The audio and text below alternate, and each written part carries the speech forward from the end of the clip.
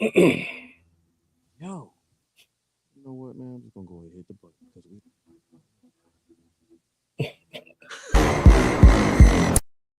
This is this is this is this is this is Rec Room Sports. Olympians carrying the torch, going where they don't go. We ain't lost. From the optics to the topics, we got this with synopsis. Think outside the boxes like Jay on the mic or your boy K Witt. Joe is my coach, T Sweat on the mix. All sports, even if you catch fish like Nate Diaz catches fist. You need to catch this episode, it's a can't miss. We go live and you should subscribe and X's and O's. We made our plan, yo, yo, yo, yo, yo. Ah, boy. I don't know what to say, but it's hump day. We still going up to a certain extent, but it's hump day. And we here again. And basically we're here to talk the last set of divisions. We did it. We did it, y'all. We made it. And this is my last, I guess, hosting venture for now. It's been fun, guys. It's been fun. But I really enjoy laying in the weeds. You know what I'm saying? Waiting for something to be said and then, yeah, I could. You know what I'm saying? Just be, in the background, doing my thing. But yeah, man, it's your boy, JDMIC. I got my boy AP right here. Bobby G right Gotta here. love family. Gotta love it. Gotta love it, man. Gotta love it. But we're here on a Wednesday. We kind of squeezed in another day here.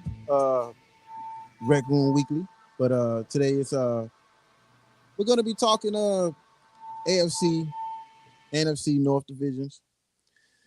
I sort of had something up my sleeve. I had a Packers fan, but it's been a weird day and I couldn't reach out. But we'll save that for another occasion. We got a whole season ahead of us. Oh man, speaking of season, y'all know what's today? We got 8 days left. I'm not gonna break out any music, nothing. But can you imagine how it's gonna feel when Thursday is one thing. Thursday is one thing. Friday, Saturday, whatever, those days, those games that come on those days. But man, you can imagine how it's gonna feel on Sunday, man, waking up in the morning and just smelling the air, man, just breathing it in and like, I don't know, man. It's just something about that. It's just something about that, man. That first Sunday of the season, man. You feel like you're about to go play in a way, right? Yeah. Well, we're gonna talk a little bit of the. I told Bobby earlier that we're going to save the Browns a little later. We're not ready for that yet. Can I acknowledge something first? I forgot to do it yesterday. Okay. I have to acknowledge my 5th championship since the year 2016. As you all know, I reside in Las Vegas, Nevada, and our little league team won the North American Championship in the Little League World Series. So, hey, shout out to the kids, man. They did a hell of a job. They overcame some adversity. They took the L in the semifinal or the quarterfinal, won the elimination game, and came back to defeat the team that defeat them, which is Connecticut. They shout out to those kids. They did a hell of a job as well. But they pulled. They did it. They brought it home. They had their little parade yesterday, enjoying their faces. Like, there's one thing, man. Like, to see your professional sports team win a championship. And you see like the joy on the faces of kids when they accomplish like the ultimate goal or whatever they're doing, man. That's just priceless. So, right. Hey, shout out to them. They brought Las Vegas's 4th championship in the last 5 years. So, hey, and again, my 5th since 2016. those Connecticut teams are no pushovers either. Oh, no. You usually see the Connecticut teams are usually the ones if it's either the Connecticut or the California team that's usually represented the U.S. in the Little League World Series. Yeah, but we made a pretty deep run last year. Last year was disappointing, but they came back strong and focused, and they got the job done. So, yeah. Hey, shout out to Vegas, man. Yeah, man, and shout out to the kids from South Carolina, man. Irmo, they did all right. I that was cool to see them go. The little storyline. Yeah, that was a hell of a game. Yeah. Yeah.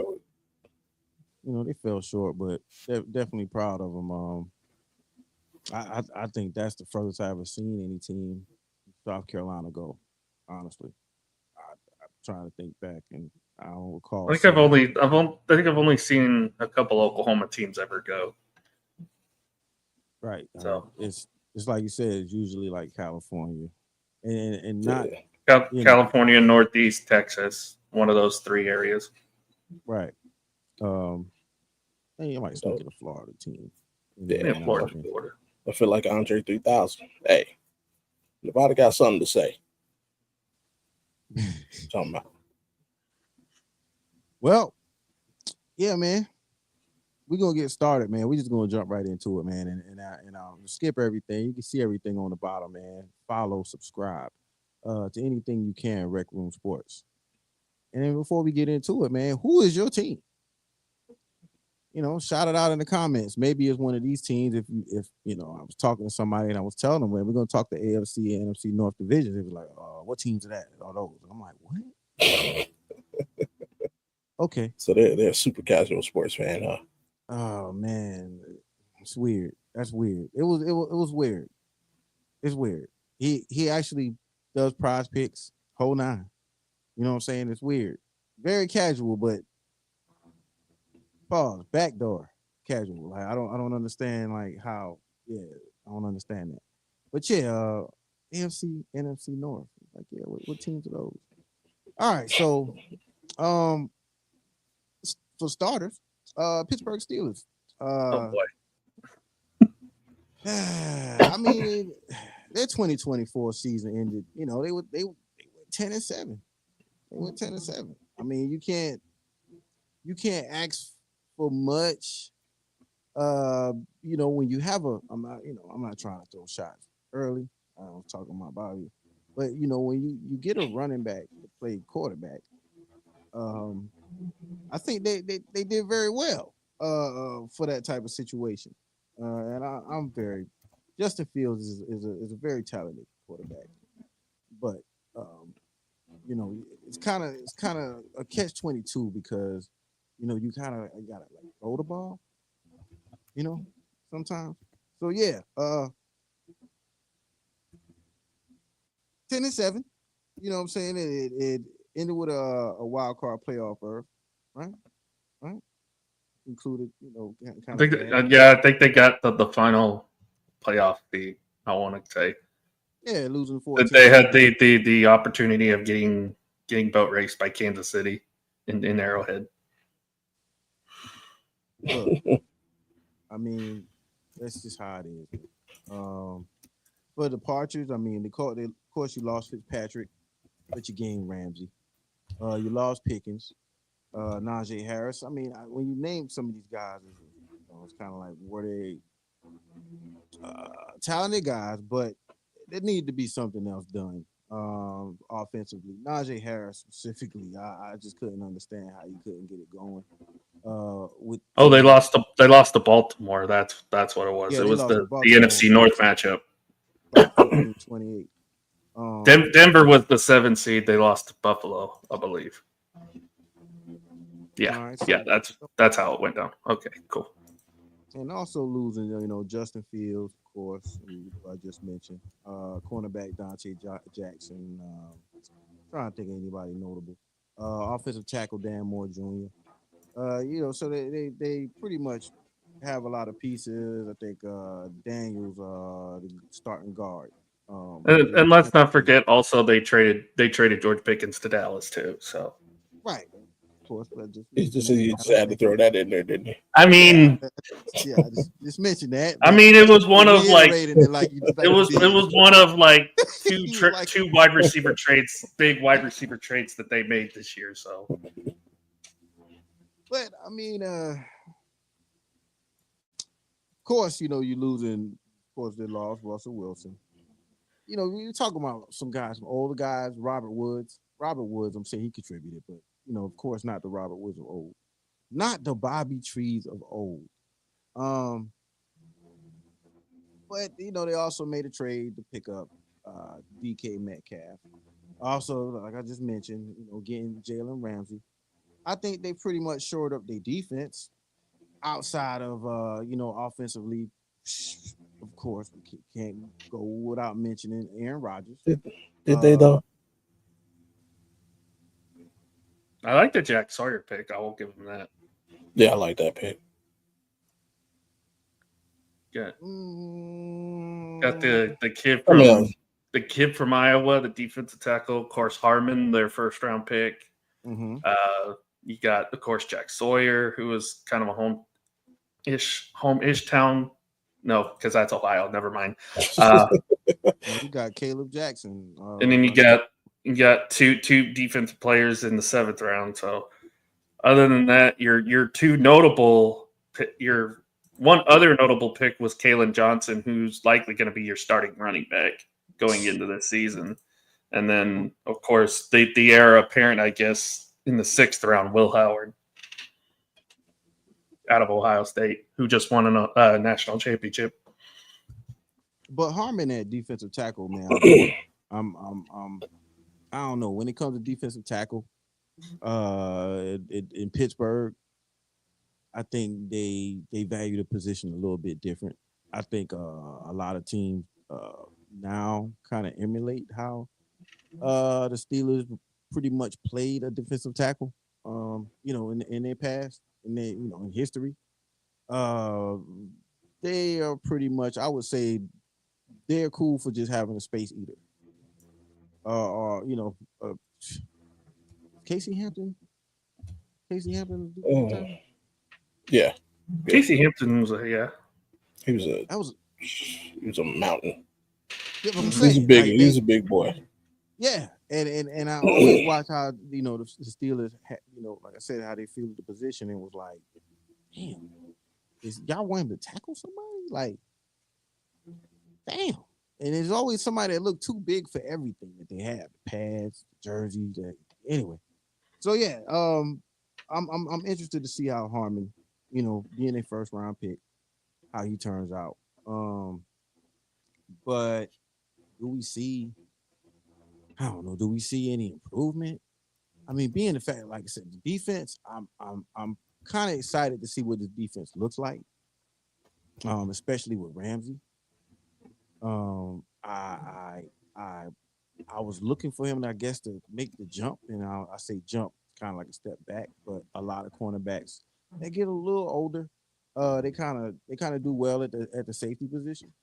A lot of cornerbacks look at that as an insult, like, how dare you put me in safety? I still can cover, so still gonna play corner position a little bit. He's gonna play the nick. He's gonna move around a bit, basically. So I'm kind of interested to see how the defense works out. I think all else fails, the defense is gonna be solid. Still, we got to see what this offense is gonna look like. The tight end sets with them getting Jonnu Smith. Also Washington from Georgia, who they picked. Was that 2nd round last season?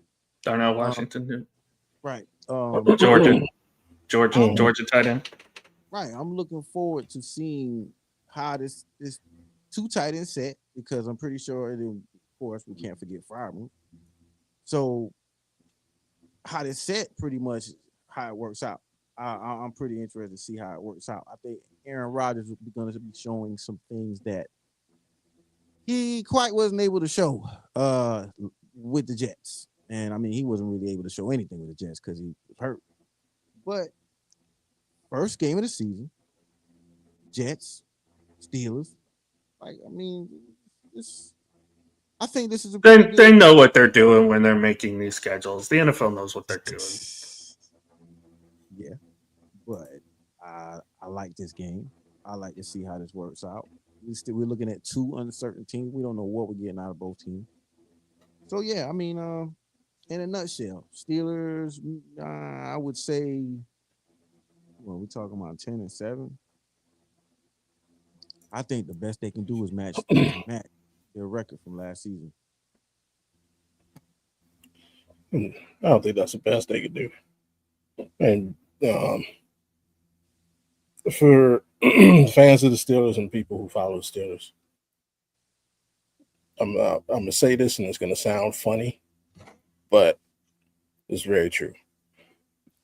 Don't be surprised if the Pittsburgh Steelers look a lot like the Cleveland Browns offensively. And what I mean by that is everybody knows Kevin Stefanski loves tight ends. He loves 12, 13 personnel using 2 or 3 tight ends. The Steelers are deep at tight end. They're 4 deep at tight end. They have an inexperienced receiver room, DK being the main target. But they have 3 legitimate pass-catching tight ends in Freiermuth, Jonnu Smith, and Washington. So don't be surprised if they come out loaded, 12, 13 personnel, single back with Warren. You know, they got the 3-headed. They're going to use a 3-man tandem in the backfield. And they might get back to, smash mouth Steelers football based off play action to try and keep Rodgers upright. And we all know, right, Rodgers, he doesn't mind throwing the tight ends. So from that aspect, I think they'll try and use ball control and play tough defense. So the Steelers are almost like a college team. What I mean by that is, college teams, they're not run by players, they're run by coaches. Steelers are like the only team in the NFL that's literally ran by the coach. Like, it doesn't matter. He's made the playoffs with Kenny Pickett. He's made the playoffs with Mason Rudolph. It doesn't matter. So there's no player who can come in there with any cachet, kind of ruin the culture in there. And I know that's a lot of people's concern with Aaron Rodgers, but I don't see that being the case, especially this late in his career. He ain't got time to go back and forth with a coach. And Mike Tomlin, damn sure, ain't the coach you want to go back and forth with. So, I'm looking for him to finish above 500 again. I think they've been in that range, 9 or 10 wins. But yeah, it wouldn't surprise me if they could pull off 12. You get a little bit more squeeze out of that orange. So, but yeah, Steelers gonna be the Steelers. Looking at their defensive depth chart, I really like how it's all lining up. You're going to have on one side, you'll probably have like Harmon and Highsmith on one side. You got Cam Hayward and TJ Watt on the other. So you've got the ends pretty much taken care of.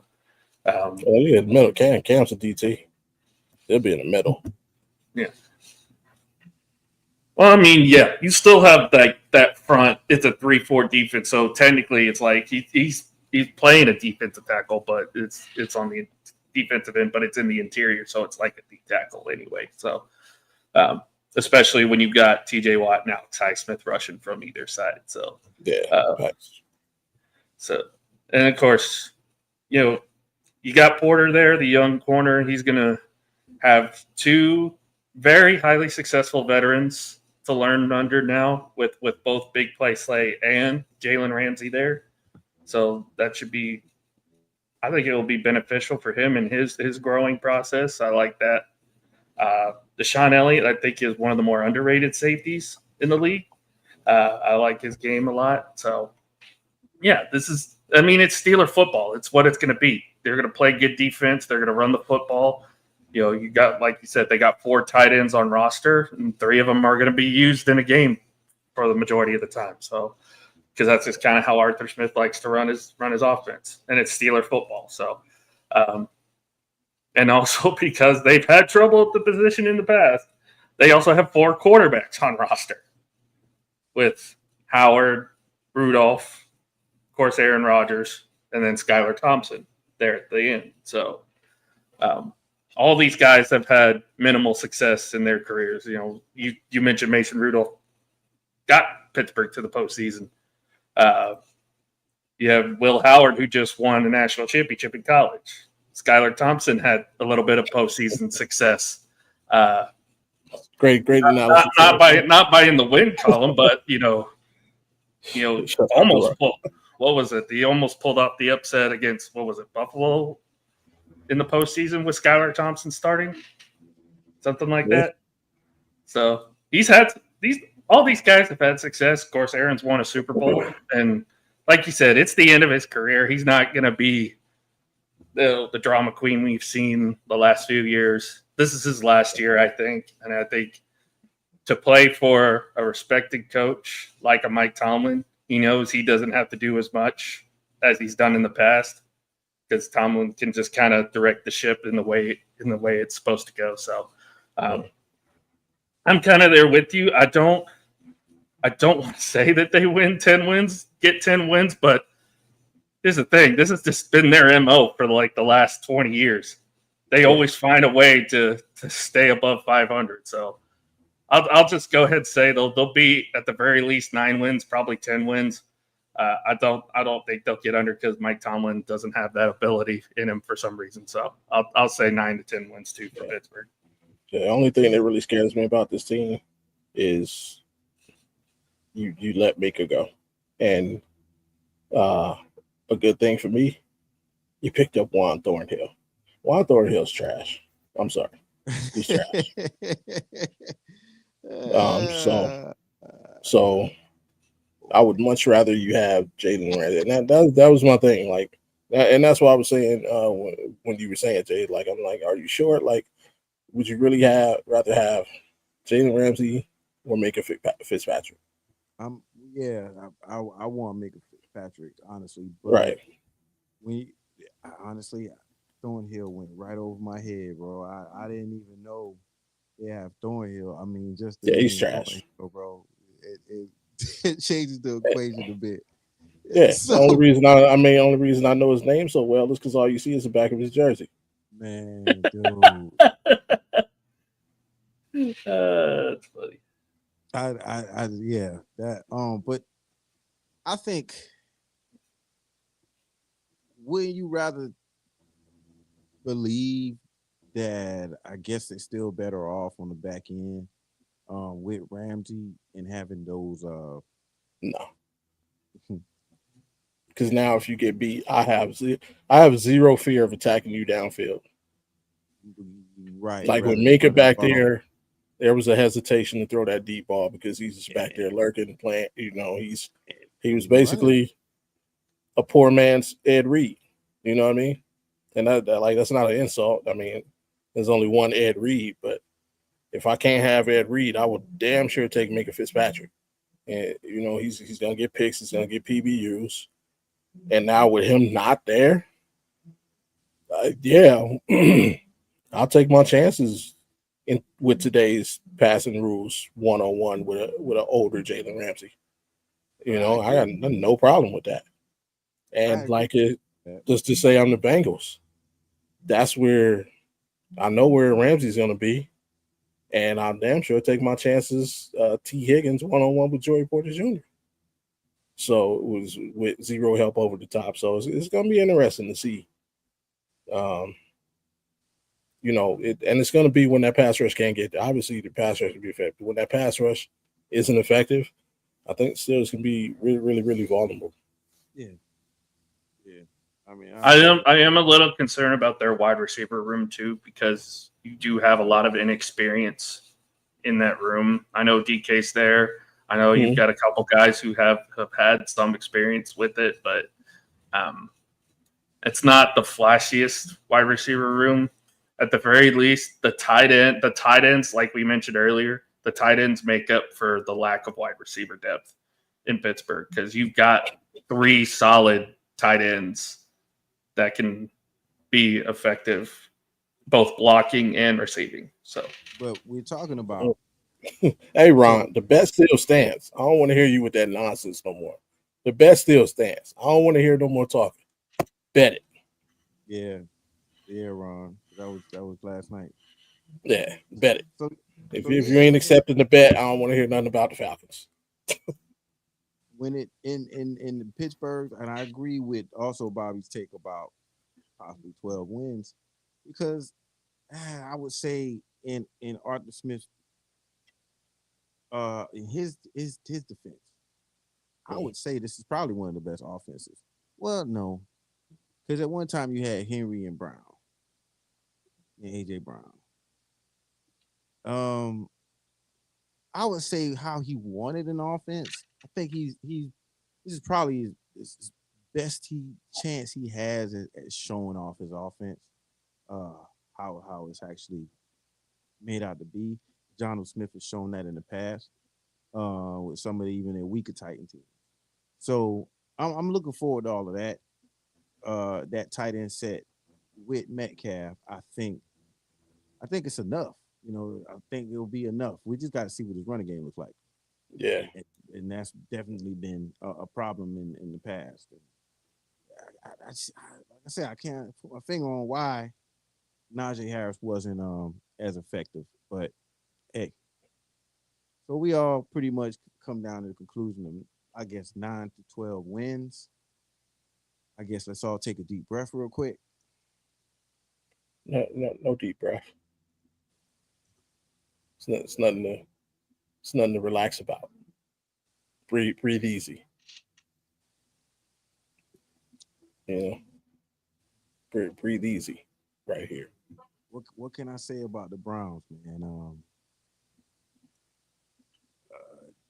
They were You could actually say I was gonna say I'm not even gonna bother looking stuff up for this because Bobby knows pretty much everything that's happened this offseason, last offseason with Cleveland. So I'm gonna say the positive. They had a playoff appearance in 2023. They were 11-6. Now, of course, they were 3-14 this past season, right?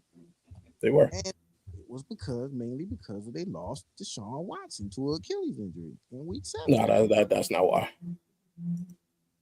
mm, He wouldn't have got hurt. We probably would have won 4 games. Like the offense was terrible. One more. They made the terrible decision of trying to kowtow to what Deshaun Watson needed. And I mean, I can't blame you. You gave the man $230 million. So you have to exhaust everything possible to help him be successful. But didn't work. We're returning back to what our coach does well and what he knows he can get the best out of his players. With a quarterback that we know can run the system. So, I mean, I think we win about 6 or 7 games. That's what, I've been kind of locked in on that. I want to see the young quarterbacks play. My fear is that we're kind of hanging around in that playoff, wild card range so long that they don't get enough games to see. But it is what it is, man. There's a lot. This is a development year. It's supposed to be a development year, and there are a lot of guys that I'm excited about to see play that I think can be cornerstone pieces going forward. Obviously, we got Miles. We got a undrafted free agent I'm really excited about, Aiden Huntington. We got Schlesinger I'm excited about. Fannin I'm excited about. Yeah, man, it's just we got a lot of people I'm excited about going forward. And along the way, if we can win 25 to 7 games, be competitive, not get ran out of the building, that's all I'm looking for. From one person who should have won a Heisman Trophy to a player who, and when I talk about this player, I'm talking about Ken Dorsey, who was fired. You think Ken should have won the Heisman? Come on, man. Nah, that was McGahee's Heisman. Come on, man. Okay, that's just fair. That was, but I wanted him to at least be a damn candidate, man. Like they played him. That's where I was at. I guess I was in my fandom and was like, damn, you can't get a chance. You don't even get a chance. But so I'm saying all that to say, I guess you feel that the talent around him was too much for him to even be considered for a Heisman, right? Ken Dorsey? But yeah, No, I don't think that. Ken Dorsey blew his chances when he dropped that damn pass against Virginia Tech. Number one, it was a stupid call because it showed they were trying to get him a Heisman, and they almost blew it because they almost lost that damn game. They should have just gave it to McGahee, let him score, and blew Virginia Tech out, and let McGahee win the Heisman. Yeah, also true. But I just want I don't know, quarterback Heisman. I don't know the team that we had. I just wanted to say he was the Heisman Trophy. Long shot again, but I'm saying all that to say, when you have a quarterback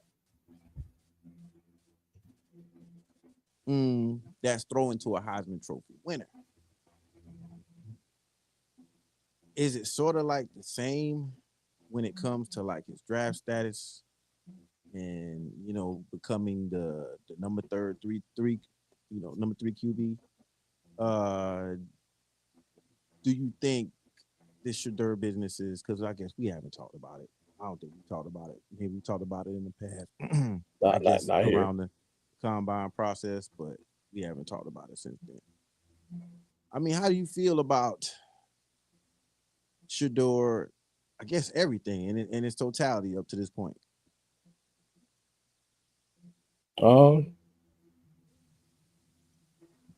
He has accepted his position, and now it's time for his fans to accept it. Like just look at how many people do you hear say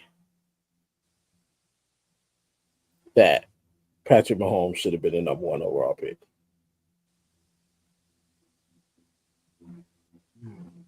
A lot. You do? Now I don't hear any. You know why? I don't hear much because a lot of people are happy with the Myles Garrett. Exactly.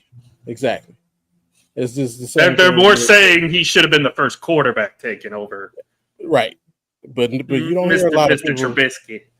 Yeah, you don't hear a lot of people say he should have been because Myles was there. And it's the same with every basketball fan hates the Portland Trailblazers. Why? Portland Trailblazers, they should. How do you pass on Michael Jordan? But you know who nobody gets mad at? The Houston Rockets for taking the king.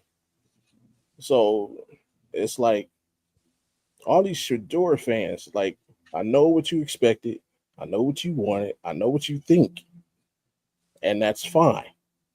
But now it's time for you to step out of your head, step out of your fantasy world, step out of the past, and step into what is.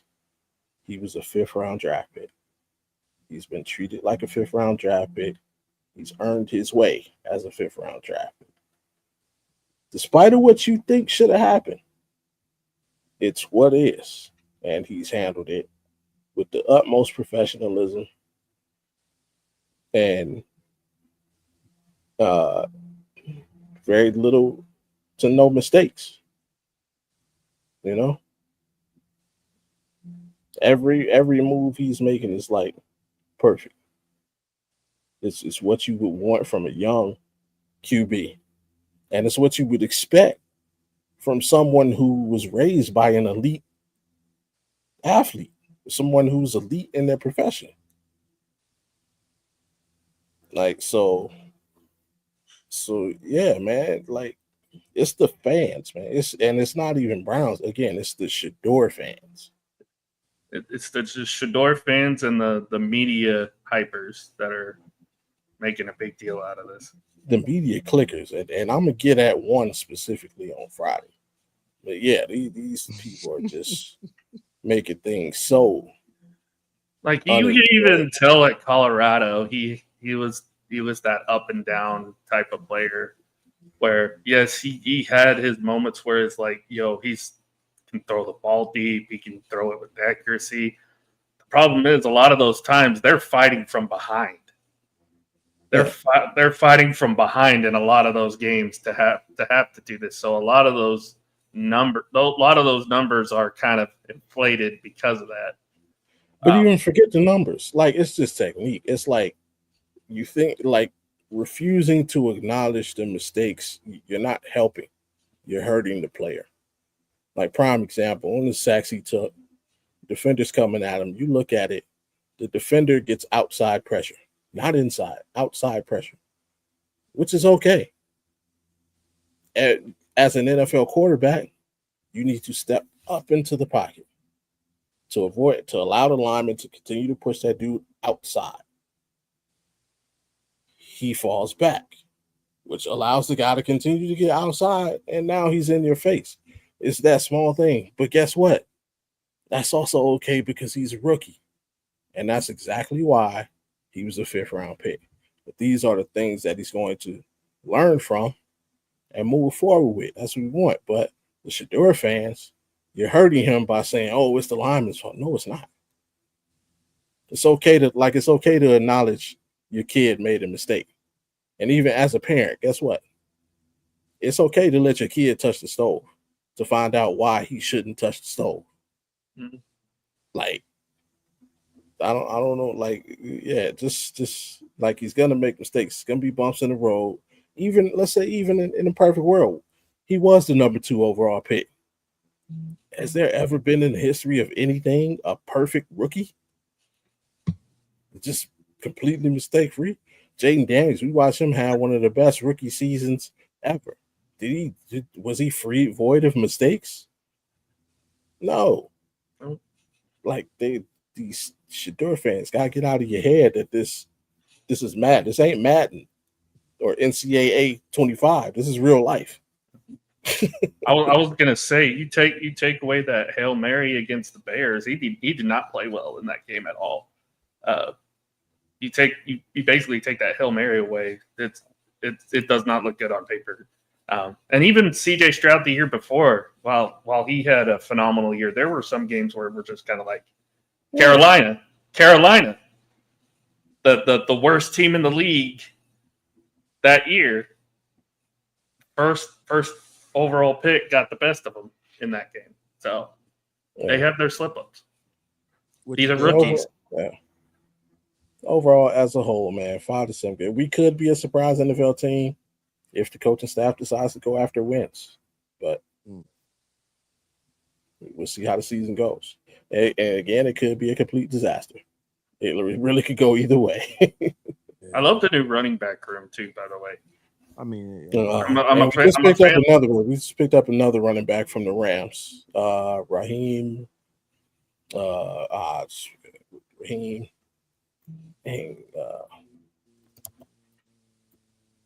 Is Judkins going to be the starter, or is he not going to play starting out? We don't know what's going on. The NFL, we have to wait on the NFL to do whatever they're going to do. Well, they already took care of Rashee Rice at the very least. Yeah. Which is also another topic we're going to talk about Friday. But I will say I agree with you, Bobby. Shedeur has, while the draft process and the combine process, that whole thing wasn't great. Ever since he's gotten to the NFL, he's been nothing but humble. Yeah. He's done everything by the book. He's interview-wise, he's been great. They tried to make the big deal about that thing between him and Dylan, and that was just that he just ended up being water under the bridge after the fact. He's accepted his role. He's the 3rd quarterback on the depth chart now. Yeah. So if the time comes, he'll be ready, I think. You just got to continue to. I think him being in the same room as Joe Flacco will help him. Well, see, that's the other thing that we also signed Bailey Zappi, picked up Bailey Zappi today, and signed him to the practice squad. Reason being, Shador admittedly, let's say admittedly like it's something bad. He talks about how much he's learned from Joe Flacco during the preseason, but Joe's not going to have that time anymore. Mhm. So for all the Shador haters, oh, they're ruining. They're trying to say no. Look at what we did. We picked up another veteran quarterback whose ear he can have, who he can ask the questions to, do certain things. So like, he's being set up for success, and he obviously clearly has the work ethic. So we'll see what happens. Given the opportunity, he'll definitely take advantage of that. Yeah, I mean, if we start off a quick 0-5, obviously Dylan's going to get the first crack at it, and we could see Shador potentially by a week 11, 12. But again, my fear is that Joe Flacco kind of rekindles 2023. And hey, even if he does, though, that's still an opportunity for Shador to learn and take it in what he needs to learn. So yeah, and there'll be a he's going about it. He's going about it the right way for sure. Yeah. Now Shiloh, on the other hand, ugh. We already talked about the Bucs, so we won't get into him. So, but that's not Browns talk, man. I like obviously their defense is great. Myles Garrett, the anchor for that defense, I think they found a few pieces. Everybody, I don't know why people continue to forget about Denzel Ward. He's one of the better corners in the league. Offensively, the line's going to get better, I think. I like the wide receiver room a lot. Obviously, you have the veteran presence of Joe Flacco there. And whether it's Judkins, whether it's Sampson, starting running back, I think the Browns will be fine. I like both of those running backs. So, how many wins you see it becoming, though? Bobby said 6. I can see 5 or 6. I think they'll improve off the 3 from last year, for sure. Man, it's hard to say that, and then who's to say that Flacco will be starting down the line, but man, you would. I can't bet against Joe Flacco for right now. I can't bet against Joe Flacco getting less than 7 wins, but we'll see. That's a right now. They take Flacco out, all bets are off. Let's just throw that out there right now. They take Flacco out. They go. Hey, man, they probably could get there, but no, can't attach 7 wins or more to anybody else. But I do see this defense at least taking a stride, man. I think our defense is gonna be top 10. Yeah, I think they'll be fine on defense. I think with Flacco, it's gonna we're gonna see a lot of 3 and outs. I don't necessarily see a lot of turnover, a lot of bad football. I don't know, man. I just can't bet against Flacco even at this point for less than 7 wins. So our next segment is going to cost us some money because we're talking about the Cincinnati Bengals. And when you talk about 4 people you spent out, and that's of course Trey Hendrickson, Joe Burrow, Mr. Jamar Chase, and T. Higgins. Like the whole 75% basically of the team's salaries is put into those guys. The defense, though, outside of Trey Hendrickson and Shamar Stewart, are going to be guys from your local DEW, your electricians.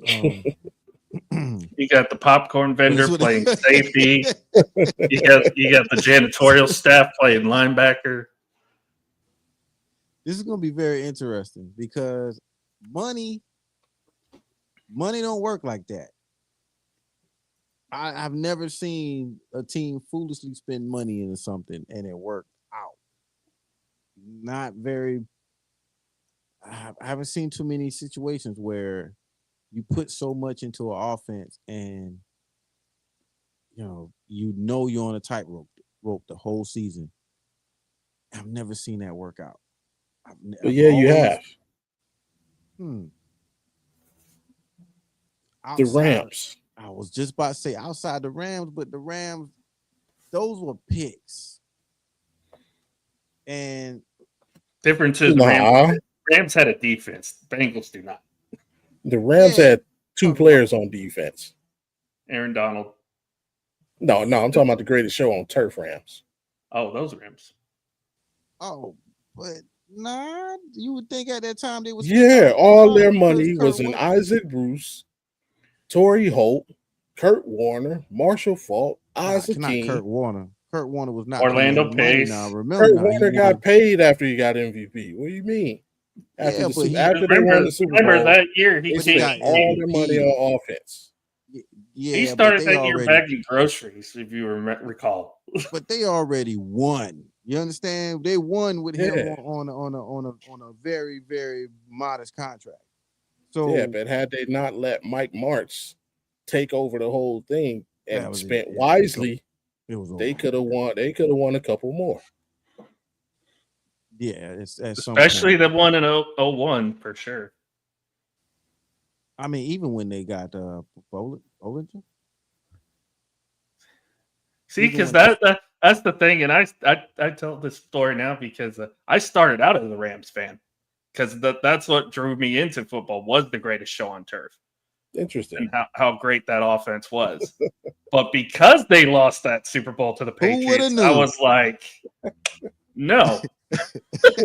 So I blame the Patriots. I blame Tom Brady, and I have another reason to hate him. And younger me was like, oh, I'll be different. I'll root for the Cowboys. Nobody in this area where I live roots for them. Turns out it's the most recognized fan base in all of the NFL, and it's the most profitable organization in the league. Who would have thought? Wow. Crazy. And again, I blame Tom Brady. Crazy origin story. Okay. I mean, you're not wrong. I'm a pick a team nobody likes. The Cowboys. Yeah. Right. Well, they're only the most popular team. Literally just came off the end of the 90s dynasty because Troy just retired.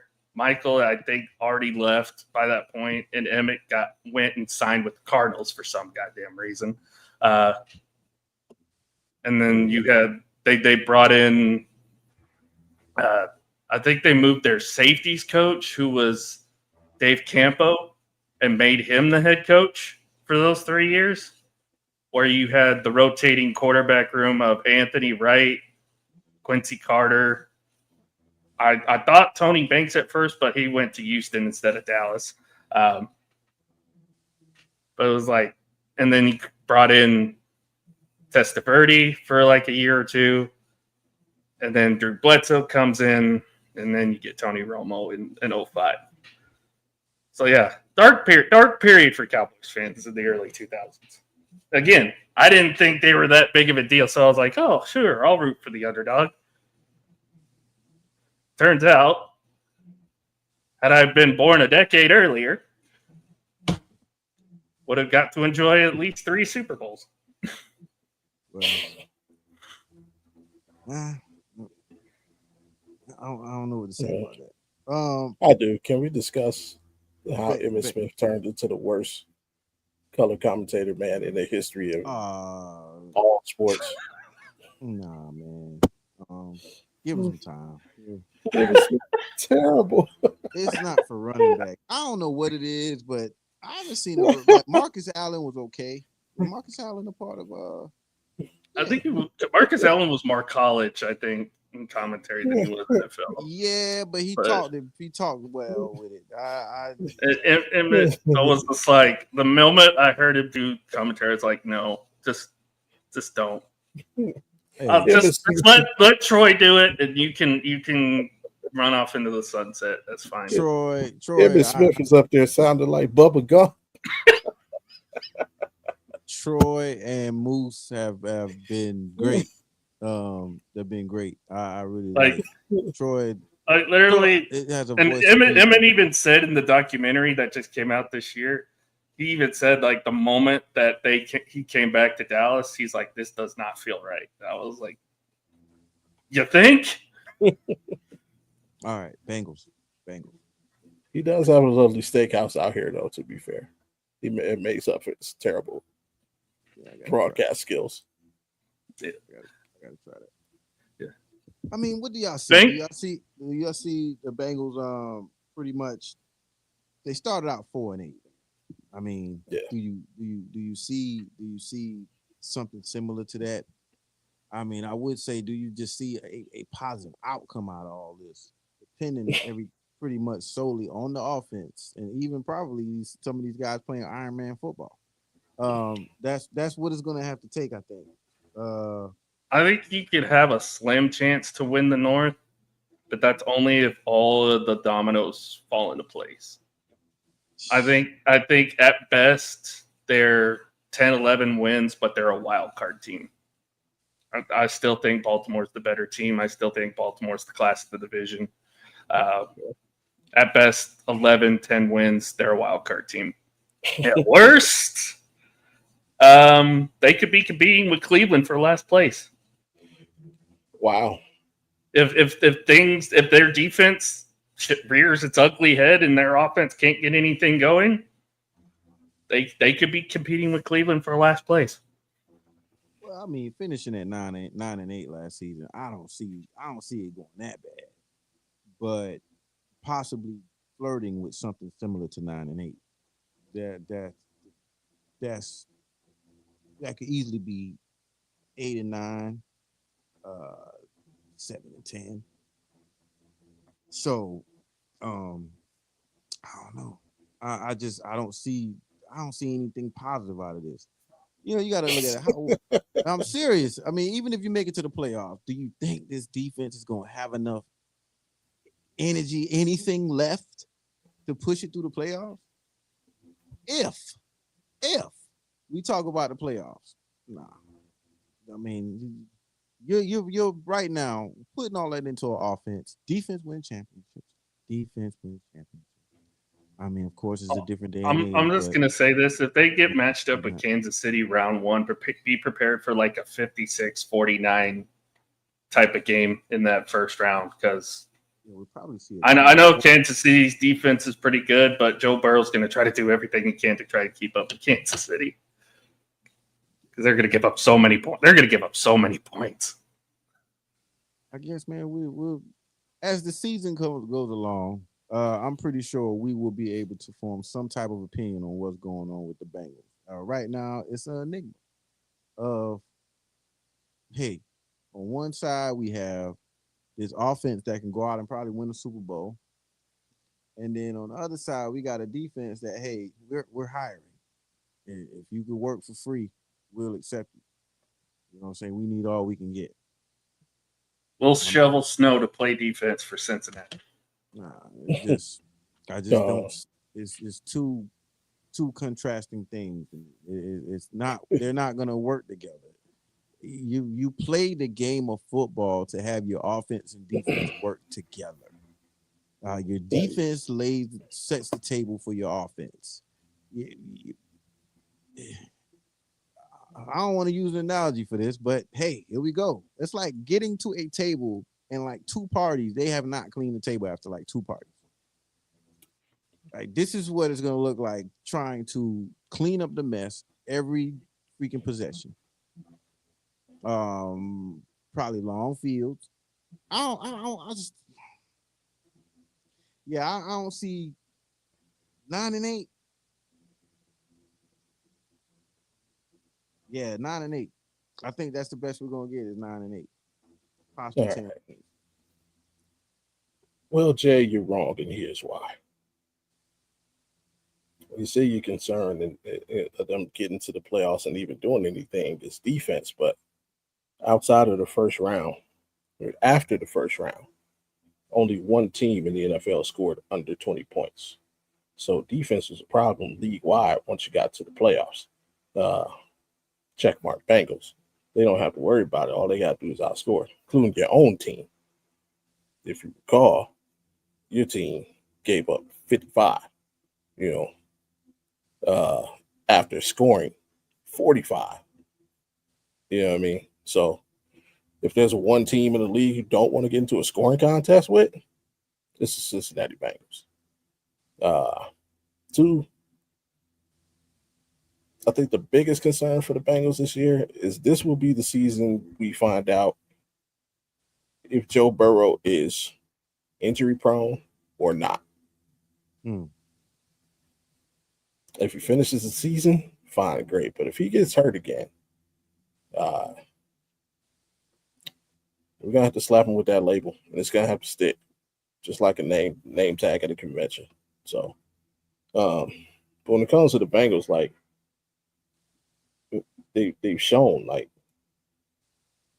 they're not like the Steelers, but once they get rolling, they're like a snowball. That snowball starts at the top of the hill and it's real small, but by the time it gets to the bottom, you can't stop it. Because what were people saying last year at the end is like, oh, if Cincinnati sneaks into the playoff, they're gonna be the most dangerous team to face. Yeah, and if there was one more week in the NFL, if there was an 18th game, they'd have made the playoffs. No, I'm sure they would have won that last game and probably got the essential help they need to get in. But I got them finishing second in the division. I got them winning 10 games. I do, however, see them getting off to a slow start, but not as slow as they've been over the last couple of years. Looking at their schedule, like their first 5, you got Cleveland, Jacksonville, Minnesota, Denver, and Detroit. I could see them coming 2 and 3 out of that. I could see them coming to that 3 and 2. They definitely take the L week 1. So, but the rest of the way, it's a toss-up. They got some pretty favorable games at home. It's a lot of people seem to be high on the Bears. They got that at home. Got Patriots at home. I'm high on the Patriots. A lot of other people are. You got Kyler Murray late in the season, Call of Duty time. You got Detroit. Even that game is at home. So they're questionable wins. A lot of those games at home, that's in their favor, and they go on the road. They can still steal a few. They can steal a game in Green Bay. They can steal one in Miami late in the season. They can steal one at Minnesota. So, especially with a rookie quarterback, probably in his 3rd game. So, yeah, I don't think it's as easy as it is saying that they'd be subpar, man. They could surprise you. But I got them finishing second and making the playoffs. Obviously, Joe Burrow's health permitting. Saving grace for them is they don't have either Buffalo or Kansas City on their schedule this year. No, they do play Buffalo. Do they play Buffalo? Yeah. At Buffalo. At Buffalo. That'll be a good game though. I really and to his credit, I know we want to praise Josh Allen and Lamar Jackson to Kingdom Come here, but Joe Burrow's done 2 things that neither of them have ever done. Been to a Super Bowl and beaten Patrick Mahomes. True. Neither of those other 2 quarterbacks can say that. So if we get that in the playoffs. And I ask Tanner all the time. It's like, if you get into deep in the postseason run, who do you not want to see? Cincinnati Bengals. Because if they're going into the playoffs, they're probably going in hot. So that would probably be the one team he would not want to see first round is Cincinnati. Yeah, I agree with it, man. Playoffs for the Bengals. But yeah, I'm with you there too. I think they finished second. I think they'll sneak into the postseason. Yeah, you do. You do look like you're about to pose to a mugshot over there.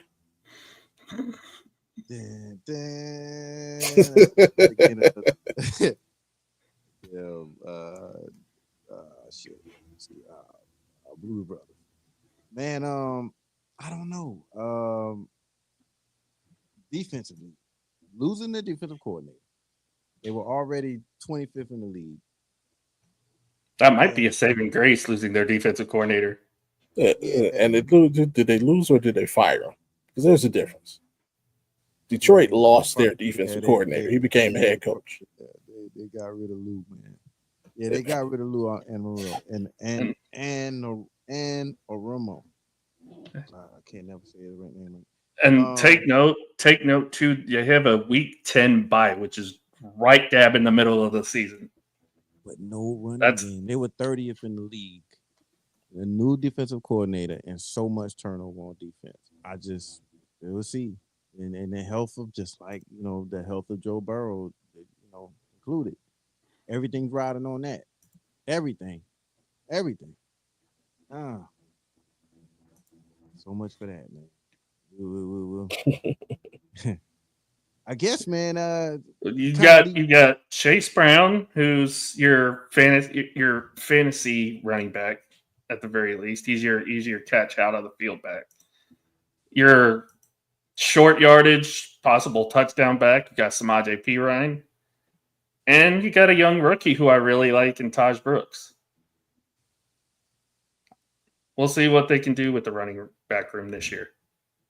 Yeah, and Chase didn't have it. He didn't have it the whole season, right? Didn't they start the season as I think Moss? Yeah, Zach Moss. Yeah, that's we'll see. I guess, man.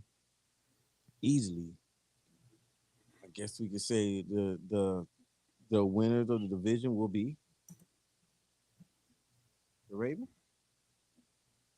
Yeah, I got them winning.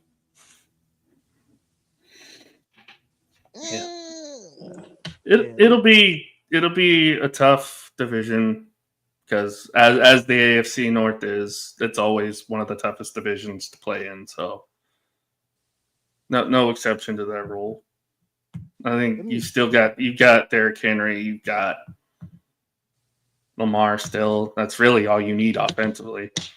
Yeah. Right. And let me put this out. Right. And look at this. So the Ravens, they set a new franchise record for total offensive yards, 72-24, and became the first team in NFL history to have both a 4,000-yard passing offense and a 3,000-yard rushing offense in the same season. So what we say about the Bengals, I mean, they basically are they're putting together the same type of numbers in their own fashion. So so that's what I'm saying. Like when we go from, we all agree that hey, the Ravens are gonna win the division, but that's what I'm saying. Like the Bengals, when it comes to times with it, going along the season, and they do have the Ravens, and they do possibly lose these games. How do they rebound from that? It's gonna be a lot of factors in this season. I want to see how the Bengals recover from some situations. But as far as the Ravens go, they're pretty much getting a little bit more of the same. They've added DeAndre Hopkins, if that makes any difference. I'm not saying that it doesn't. I'm just saying, DeAndre Hopkins. He's always. I think he. Is Ronnie Stanley the one that has the injury problems, or is that the kid Slater from the Chargers that has the injury problems? Well, Slater. Slater. Because I know Slater's out for the season, I believe. Yeah, Slater's the one with the injury problems. Yeah, he's hurt right now. Yeah. Okay. But yeah, looking at that offensive line, it might be one of the better ones in the league.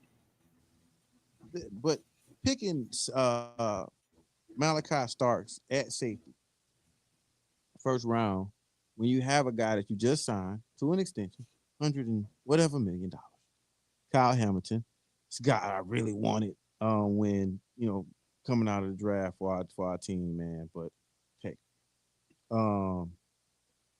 defensively, they still need a pass rush. After losing, I think Judon's been gone for a whole season now.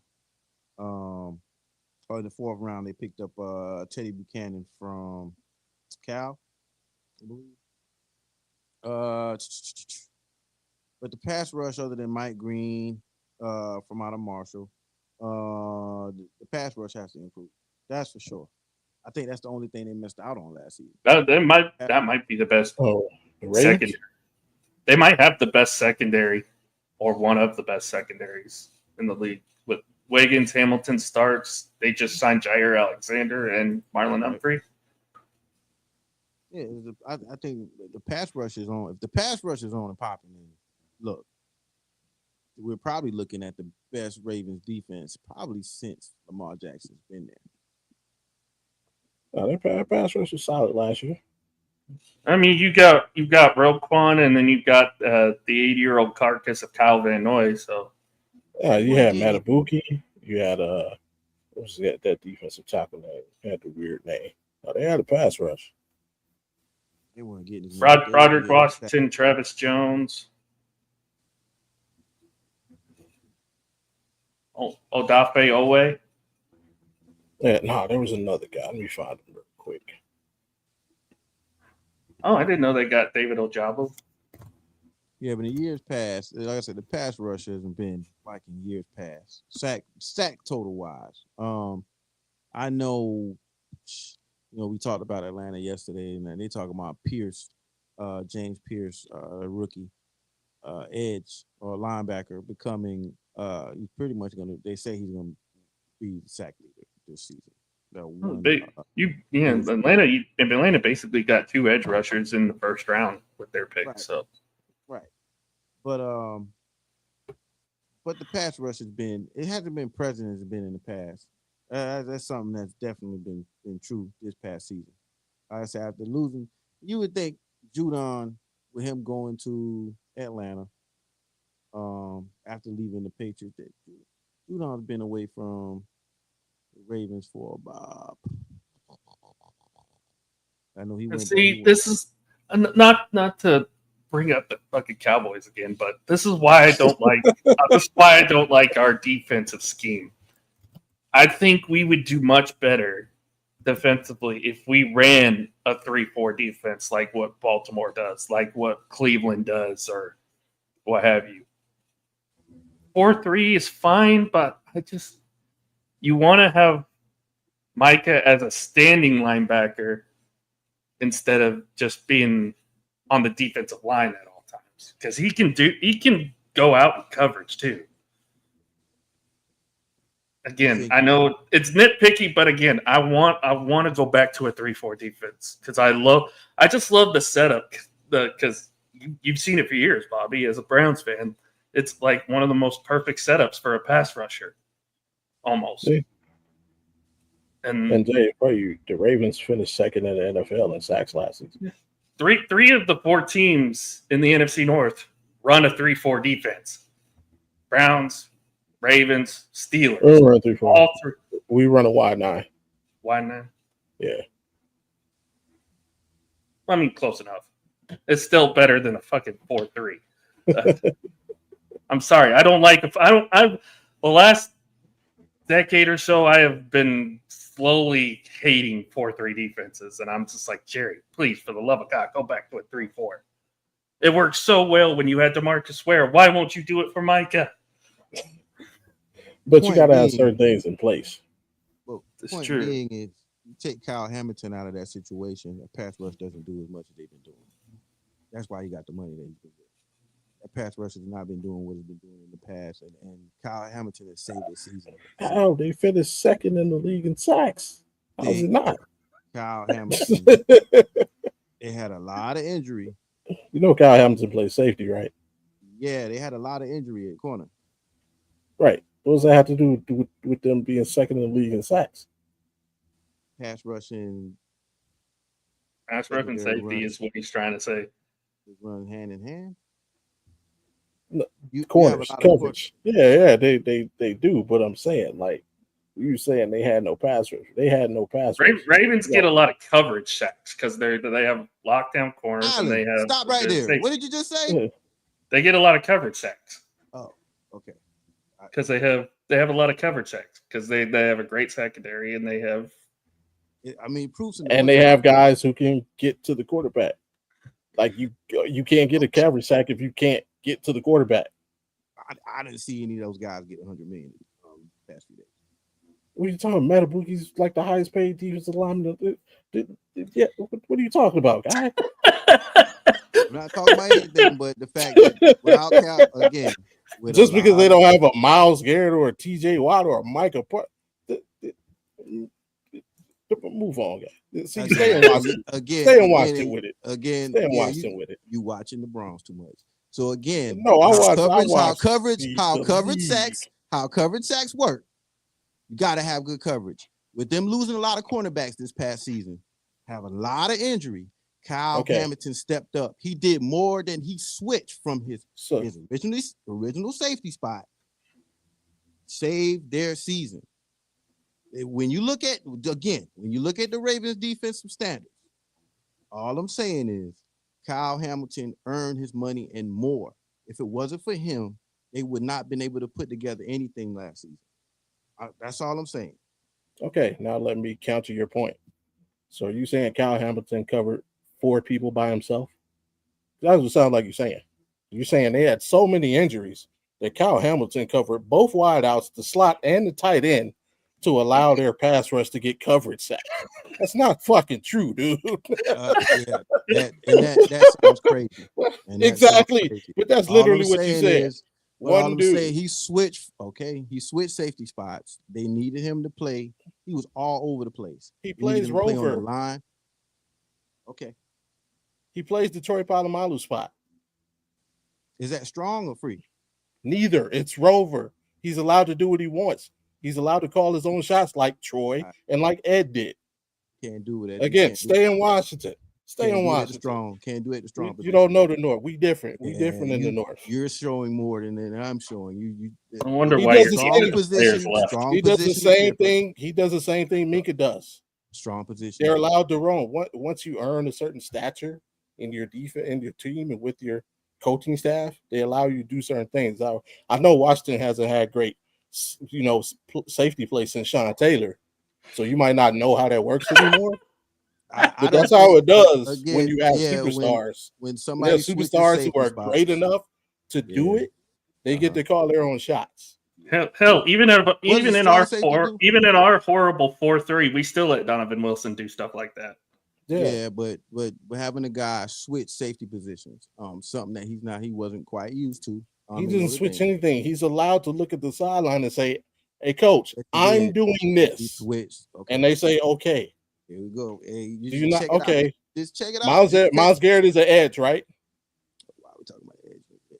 Because I'm gonna show you something. Myles Garrett's an edge, right? Right. He comes off the end, right, to rush the passer, right? So you've never seen this highlight where he's for some odd reason, I don't know why, standing over the nose tackle, doing a crossover move, and proceeds to rush up the middle. Why would he be able to? He's an edge. He should be on the end. Superstars call their own shots, dude. Like, that's how this league works. So to what point? I mean, you just so he switched safety spots is what I'm saying. No, he didn't switch anything. Yes, he calls his own shots. He reads the offense and says, "Yo, coach, I'm doing this. I see this. I'm doing this." He's a rover. Okay. All right. Just like Earl Thomas.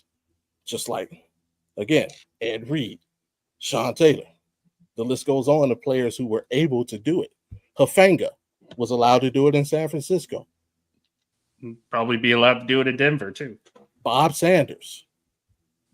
These guys called their own shot. Yeah, there are some people who have to stick to what they do because they're not good enough. He ain't one of them dudes. I'm with you. He's probably the best in the league right now. Brian Dawkins. Yes. Well, thank you. Weapon X. Okay, the nightmare of all of our Cowboys fans. Covered somebody? Really? Come on, man. Let's come on. He did something. Yes, he got to call his own shot. Let's use some valid points, man. Come on, man. Y'all tell me Weapon X covered. You never saw Brian Dawkins in coverage? Mm-hmm. You never saw him covering tight ends? That's what he was known for? Ever? Okay. What he was known for was making plays. See, you're trying to conclude like it doesn't matter it's what they did. But so he never covered anybody. All right. So ever. He came in day one NFL and said, "Yep, I'm just Weapon X." No, he earned it by being good at his job, which started out in coverage, zone, and man. Once he became that guy, hey, you can do you. Okay. All the greats who've done it have moved on to that. So how can you do that standing in one spot? What are you talking about with standing in one spot? You This ain't Madden where you pick a play and the safety's here and the safety's here. They're rovers. They can line up where they want. Troy Polamalu literally used to line up between the freaking defensive tackle and the end, which allows you to switch sides. What do you mean? And jump over offensive linemen. Like, so what do you mean? Like, no, I'm not talking about safeties and line. This ain't Madden. This is real football. You pick a play and they just go back here and cover the deep third. Plus, I played safety. Yeah, switch sides. In order to do that, I played safety. I played free. I wasn't that talented. I had to listen to my coach, but I did have good ball skills. Pause. Well, Kyle Hamilton. But I wasn't a rover type. Sorry, he is that talented, and that's all I'm talking about. That's it. Kind of saying the same thing. You say he's not. No, you're committing him to us. He's not switching sides. He doesn't have a side. That's what I'm saying. I think he's trying to say if they didn't have the playability of Kyle Hamilton on that defense, we wouldn't. That's what I did say. It's not what I was trying to say. It's what I did say. No, this guy's acting like Kyle Hamilton covered every player at the same time to allow the coverage to get sacks. Hey, it's because of one man. Just gotta word it better. Gotta word it better, man. Gotta word it better. Because of one man showed a lot of versatility, man. Bro, they did. You don't finish second in the league just because of one dude in the secondary. They got dogs on that D line. They had 3 dudes who combined for 28 sacks, bro. And it wasn't all because of Kyle Hamilton. Kyle Hamilton's good, but Matabuki's a beast. Away, he's a beast. Kyle Van Noy's a beast. Like, what do you mean? They got dogs on every level of that defense. That's like crediting your boy Jonathan Allen's whole stat line to Frankie Louvu. No. Jonathan Allen's a beast and Louvu's a beast. Like, come on. Yeah. All right. All right. But in order to do that physically, you got to switch sides. I don't know, man. This is sort of like the Tom Brady pay cut thing, man. You sitting here talking about the same thing, but we sitting here arguing about it, like physically. But what do you mean switch? No, this is what you keep saying. Switch sides. Like, what do you mean switch sides? I mean, basically just being, deployed across the defense. The versatility. You know what I mean? Shifting roles. I don't know. Moving around. But that's what I'm telling you. That's where you're missing me. That's what I'm saying.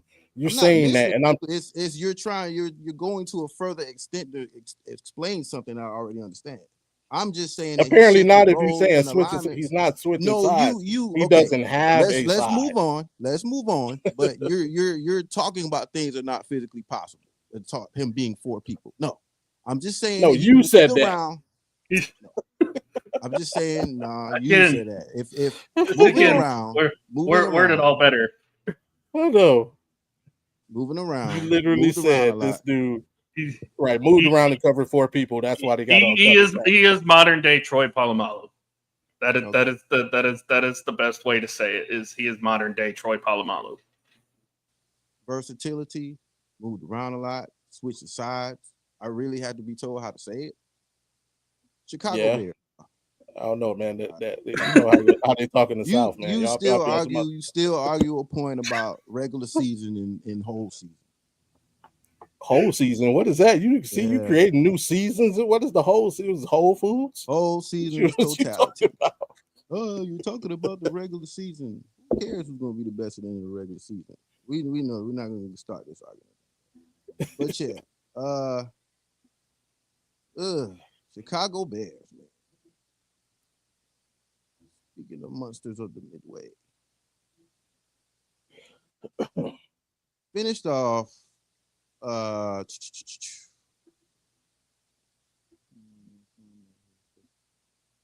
We'll see where they finished off.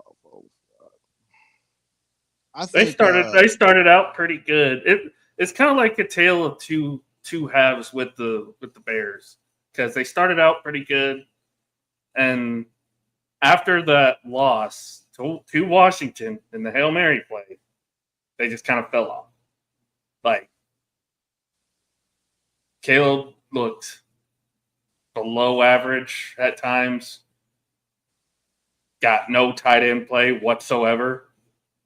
You know, they struggled to move the ball offensively. Their defense was okay. It was doing the best it could, but, you know, above all else, the Bears were just kind of like one of those teams where they were hyped to kingdom come, because it's like, oh, it's Caleb Williams. He's the flashy new toy. He's going to take the NFC by storm, because there's nobody in the NFC that'll give him competition. This is what I kept hearing all offseason. And, you know, was it a disappointment? Yeah. But at the same time, it was also kind of a learning experience for him. And now you got a new head coach in Ben Johnson, who's took a guy in Jared Goff, who a lot of people didn't think had much, and made him a Pro Bowl quarterback. Guy who got to the NFC Championship game again with a different team. So I think the Bears actually, out of the four teams in this division, I think they're the most cut and dry out of everybody. They'll be anywhere from average to below average. Will there be an improvement? Probably. But I got to see it from Caleb first. Caleb is definitely going to be the main focal point in how the Bears season is going to go. Because I think they did a good job of adding to their defense. They got him some more weapons. They helped with the offensive line protection. Now it's on Caleb Williams. And in a division where, you know, the other three teams, a lot of people like Minnesota, a lot of people like Green Bay, a lot of people like Detroit. Nobody knows how good or how bad the other three teams are. We know what Chicago's going to be. And they can if they take advantage of that, there's a possibility they could maybe, you know, sneak into the playoffs, be a wild card team, maybe even take this division. Who knows? Maybe they won't be that good. But I think out of the four teams, we know what this team is going to be. They're going to try to be that high-powered offense, be solid on defense. They'll probably be around average to middle of the pack team in the NFL. It's really just going to depend on how the other teams around them play. And if they can take advantage of a division where nobody's sure who's going to come out where. But yeah, it's all on Caleb, I think, this year. I mean, getting sacked a league high 68 times, man, is not, you know, not much of a help. They never had a 4,000-yard quarterback. 460 yards short. I mean, to say everything that he's went through this past season, I think. And it's also part of his development too, Jay, is where, yes, he had all those yards passing, but a lot of those sacks, he kind of walked into them. Yeah. Kind of like what we saw from him in the preseason, where he kind of just walked into a couple sacks. He's not reading the patterns right. He's not reading his receivers' routes right. He's not seeing the open man. He's struggling. He's still kind of showing that rookie-itis. And hopefully Ben Johnson can help him fix that. Because I've seen the potential. I've seen it firsthand. I've seen what he can do in a big game situation. Like, when you're down 28-7, you bring in a freshman quarterback and he makes a name for himself in one of the biggest games in college football history. Yeah. He's going to get a lot of media attention. So we know it's there. He's just got to put the work, like we talked about what Shedur's going through right now. He's got to put the work in. He's got to be willing to be coachable, and he's got to do all the right things. If he does that, did that too.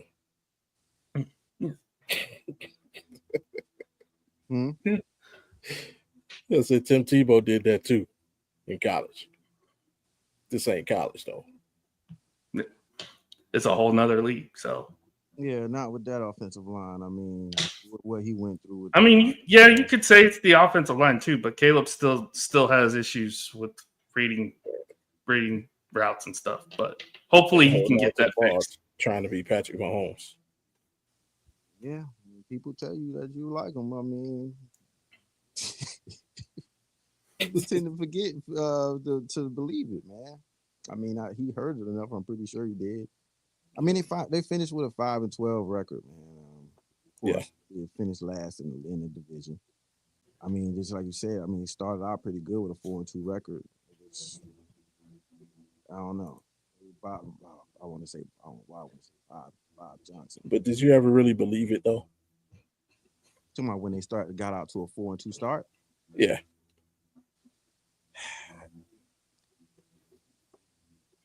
I mean, the media wanted you to believe it. I mean, yeah, because I mean, you knew it was going to come hit a wall, some kind of wall. But I mean, yeah, you beat Tennessee, Carolina, Jacksonville. Yeah, I mean, those were easy ones, but yeah, you still got, you still see the potential. You see the potential in games like that, and it's tough to say. He's going to struggle because the line was still dealing with things. It was, I think, penalty wise, I want to say they were pretty. I think they're the most penalized team in the country in the league. Were they? Yeah, it was terrible. So I think that might have been us. We were terrible in penalties.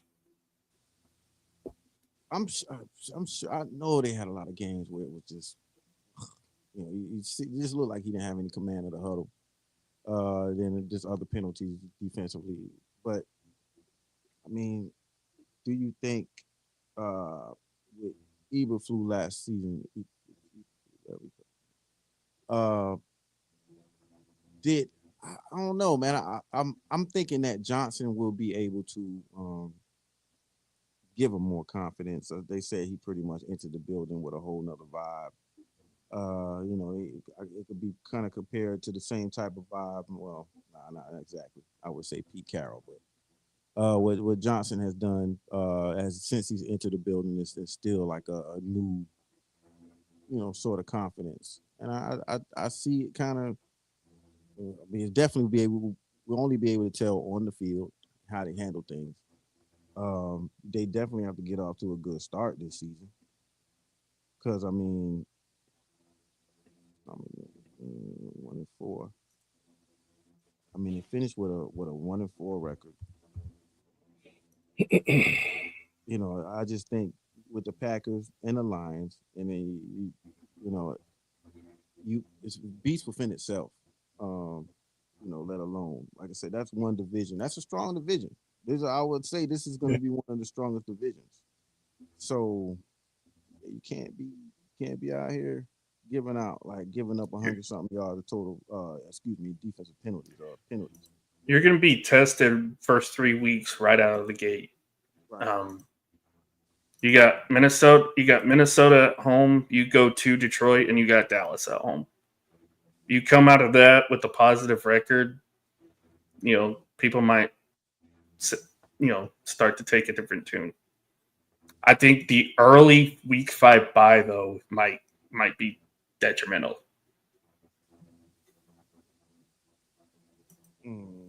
I would not like to have that early bye. You know what? That's the thing these days. Having an early bye is not necessarily a good thing. Definitely not a good thing. I can't wait until we start talking 2 in one season. I don't know what everybody else thinks of that. But with the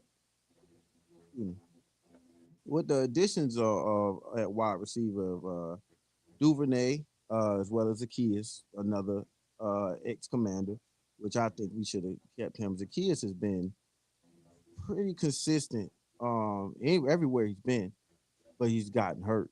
I think in Atlanta he's gotten hurt. In Philly he's gotten hurt, but he was always consistent, always solid. I think that will prove on top of who they have at a draft pick as far as Colston Loveland and Luther Burden out of Missouri, Colston being from Michigan. I think this offense and still having Cole Kmet at tight end. This is another team that will flourish at the tight end position with most sets. So something they can move around. Loveland a good bit. I don't know, man. I think offensively the only thing that they needed, which they did receive, in the offensive line help. Now that's it. I think everything else is pretty much going to take care of itself. The defense was pretty much getting its own identity towards the end of the season. Y'all help me out. My guy from the Colts, man, defensive end. Dale. That's what I call him. Please don't make me. Oh, then bingo. I was gonna try, man. I thought I was gonna do it, but I was needing to prep myself. But yes, him. But yeah, I think I think the defense is gonna come along better. I think we're gonna see. And they still have Montez Sweat, right? They have Montez Sweat still. Yeah, they signed him as soon as they traded for him. So right, we're gonna see more of a incline in Montez Sweat from first season they had him from Washington. I think every year he has gotten better. So yeah, that defense is going to do well. And they got more like I think they're building depth. I think with Smythe, and then you also have was it? Make sure did they cut that dude? Yeah, Smythe. I know they had Smythe. I don't know if they cut him. Guy that played for the. I don't think he played. I think he played for the Lions. With Ben Johnson. I think so. He just depth. He wasn't, didn't get much playing time. But also, man, at defensive tackle, man, Grady Jarrett, like somebody we didn't really talk about much. I don't think we mentioned. Grady Jarrett's like one of the most underrated players ever. Like a really solid defensive tackle that doesn't get any love. No, he doesn't. I mean, but when he made the move from and when Dante Fowler made the move from Los Angeles to Atlanta, I just knew it was going to be a bit of the same because Grady Jarrett was just like you said, it was about at a level of a Aaron Donald, and you didn't see the same dominance. Of course, to my Aaron Donald, but Grady Jarrett, nothing against him. It's just defensively, man, he was. Two of their first 5 games are Monday night games. They got the Monday night. They got Monday night opener against Minnesota, and then a Monday night after the bye against Washington. So they get a full bye week and then an extra day on top of that to prepare for Washington because it's a Monday night. Because that's a Monday night game. It is what it is. And then after that, it's all 1:00 games. All 1:00. So like, yeah, we think the Bears are going to be terrible after this week, so we'll just put them all at the 1:00 slot. That'll be fine. You think so, man? I mean, with them being in that division, that's probably the worst. That's going. Not to mention, you also draw the NFC North this year, so that's not going to be easy. Or AFC North, I should say. Sorry. Mm-hmm. Yeah, you draw the AFC North this year. That's not going to be easy. Yeah, you're going to see some crazy defenses, except for Cincinnati. Man, I'm sorry. Ooh, I'm sorry. I'm trying to. Yeah, I'm trying to come up with a record, man. I'll give you one. 5-12.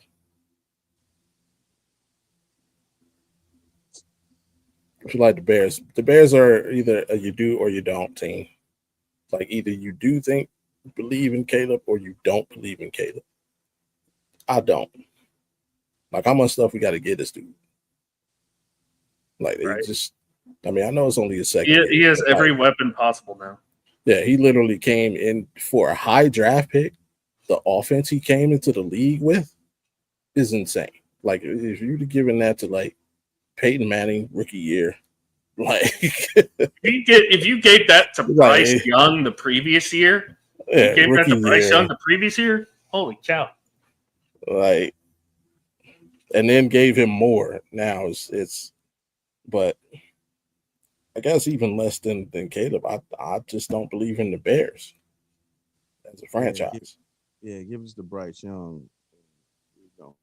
Bears as a franchise have always been kind of disappointing. They have that 1 year where they're like really good, 13-3, but then they just flutter right back down the bottom of the league after that. The Bears are like the Bears are the Auburn Tigers of the NFL. Like, they're stuck down there with Minnesota, who is pretty consistent being competitive. Green Bay, same. I mean, they've had freaking Hall of Fame quarterback play for 30 years consecutive. And the Lions, who we watch go from worst to first. And then the Bears are just kind of every once in a while, hey, we got a solid team. And then they'll just crawl back plus down. you have go hibernate. You have 3 proven head coaches in LaFleur, Brian Flores and Campbell and Dan Campbell. Yeah. As far as against a rookie head coach. So. Yeah, I mean, they're just in the contest. What they're placing is whoever plays better between Caleb Williams and J.J. McCarthy is going to finish third, and the other's going to finish last. I'm kind of on that same boat. I'm not a big believer in Minnesota like people think. Some people think that they are. I have the Bears at the very least 6 wins at best. Maybe 6, maybe 7. And that just depends. Really, that just depends on Minnesota as well. So if JJ looks good, they could probably be third place in this division. But if he's still kind of hobbly a little bit from last year, because obviously with the injury he had, usually with those kinds of injuries, it takes like a year or a little bit after a year to fully come back. So if he's still a little hobbled by it and struggles a bit, then yeah, Minnesota will probably finish last. But yeah, other than JJ, as in Justin Jefferson, other than JJ, I'm not really sold on anybody from Minnesota right now. I think it just all comes down to him. I mean, obviously Addison missing his time is going to hurt. I mean, you still have TJ, but he's still coming off an injury from last year too. Yeah, it's really if Aaron Jones can get off to a good start and help take some of the pressure off, that'll be great. But it's really going to be up to that defense and the coaching staff to keep the pressure off of JJ. Just don't make him win games for you, And if they can do that, they might be able to pull a Sam Darnold type season out of them, But if they can't establish the run, if that defense, can't get people off the field, and they're having to have JJ go out and make critical plays, it could be a long season. Well, I mean, they finished 14-3. Yeah, I'd say he's got everything he needs to be successful. It's just because of the inexperience, he's got to be protected. Like, and I mean, obviously in college, yeah, I know it's college, but he showed you that, with when he has talent around him, if the coach can handle that situation, hey, he can lead it. So if he brings that to the NFL, you know, they can. I ain't saying they're gonna go 14-3. I can see him winning 11 games. Yeah. I mean, with getting Hargrave back, as well as Jonathan Allen, shoot, man, I don't know. I'm very interested to see No, and Thielen. Flores and Thielen, today. But just on defense, like Flores, I'm just still interested to see what the defense can bring to the table after last season and them Yeah. getting these two guys at defensive tackle. They've had one. They had Daniil. They've had pretty solid defensive tackle play in the past. But Yeah. two guys that of that stature, Hargrave and Allen, I don't know, man. That sound, I don't know. That gets me pretty excited to hear, man, because Jonathan Allen, of course, former commander, things didn't, get didn't go as well. The relationship between the Commanders and Jonathan Allen. I mean, 8 seasons in the league. Y'all just don't like keeping defensive linemen, do y'all? And I think, man. Speaking of Fowler, you let him go back to Dallas. What the hell's up with that? I mean, Fowler didn't. I mean, he did well with this last season. But Allen with Deron Payne, playing as well with them drafting Allen and Deron Payne right after each other. One of them was gonna have to go at some point in time, especially with them both of them playing well. One of them would have been like sort of like a bust. Then I would have seen probably them keeping both of them, but somebody not as good, should I say? Both of them, but both of them being as good as each other, I didn't see it happening. Especially that fight that they had. I'm surprised it lasted this long. Who punched who in the face? Was it Deron Payne punched Jonathan? Who? Yeah, Deron Payne punched Jonathan Allen in the face, man. That was the lower low of the Commanders, man. Watching the football team, man, that was terrible to watch, man. Like, damn, y'all, these dudes over here fighting. They brothers, like they went to college together. That's another reason why they probably put like, motherfucker, you remember who you ate my damn? Like, I'm tired of you, So, it could be some brother stuff going on but it didn't look good. It didn't look good. If anybody knows what I'm talking about, yeah. One of them punched the other on the sidelines. Anyway, I was going to say that happened in 2020 because I'd like to forget everything about that season. Of course, I think so. But Jonathan Allen, I want to say Jonathan Allen punched Deron Payne. That's what happened. And, yeah, Jonathan Allen. Deron Payne got in his face. Jonathan Allen was sitting down, and then he jumped up on him. Man, that was rough, man. That was rough to watch.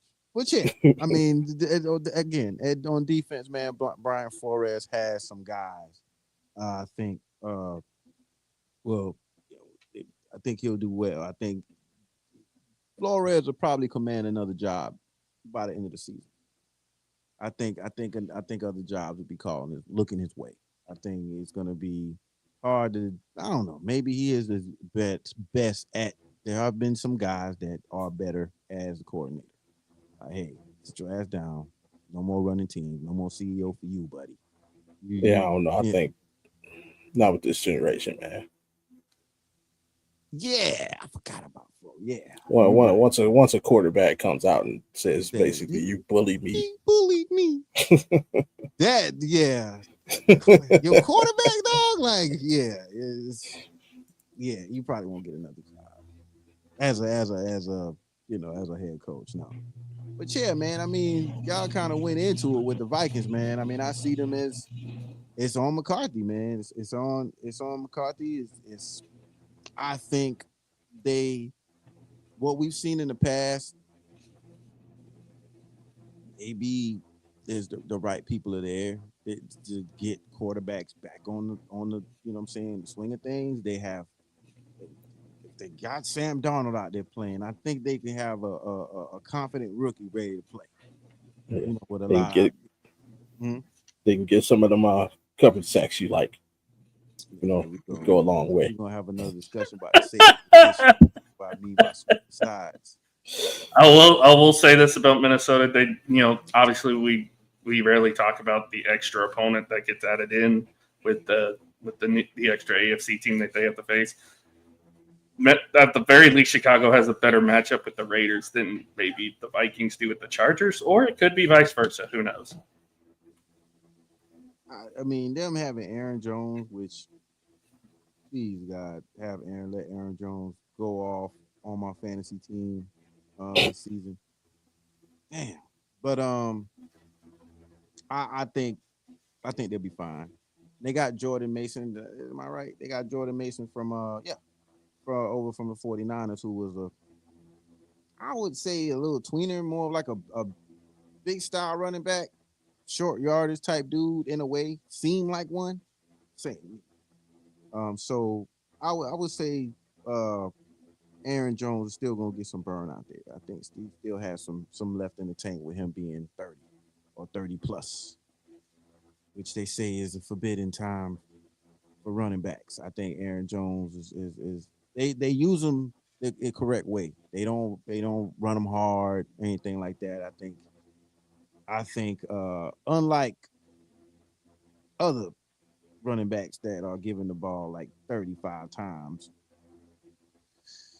like Mr. Josh Jacobs. I think the Vikings will be all right. I think everything, like I said, it rests on McCarthy. Just like Bobby said, it's like Allen pretty much started off with. I think McCarthy, it's all on him, man. It's all on what he can do, and I think that is the right. I think they're gonna pretty much with that win total. I think I kind of agree with you, Bobby, but at the same time, in the past they've shown that they've taken guys and won. If you can win with Sam, and you can be 14-3 with Sam Darnold, man. I am not gonna just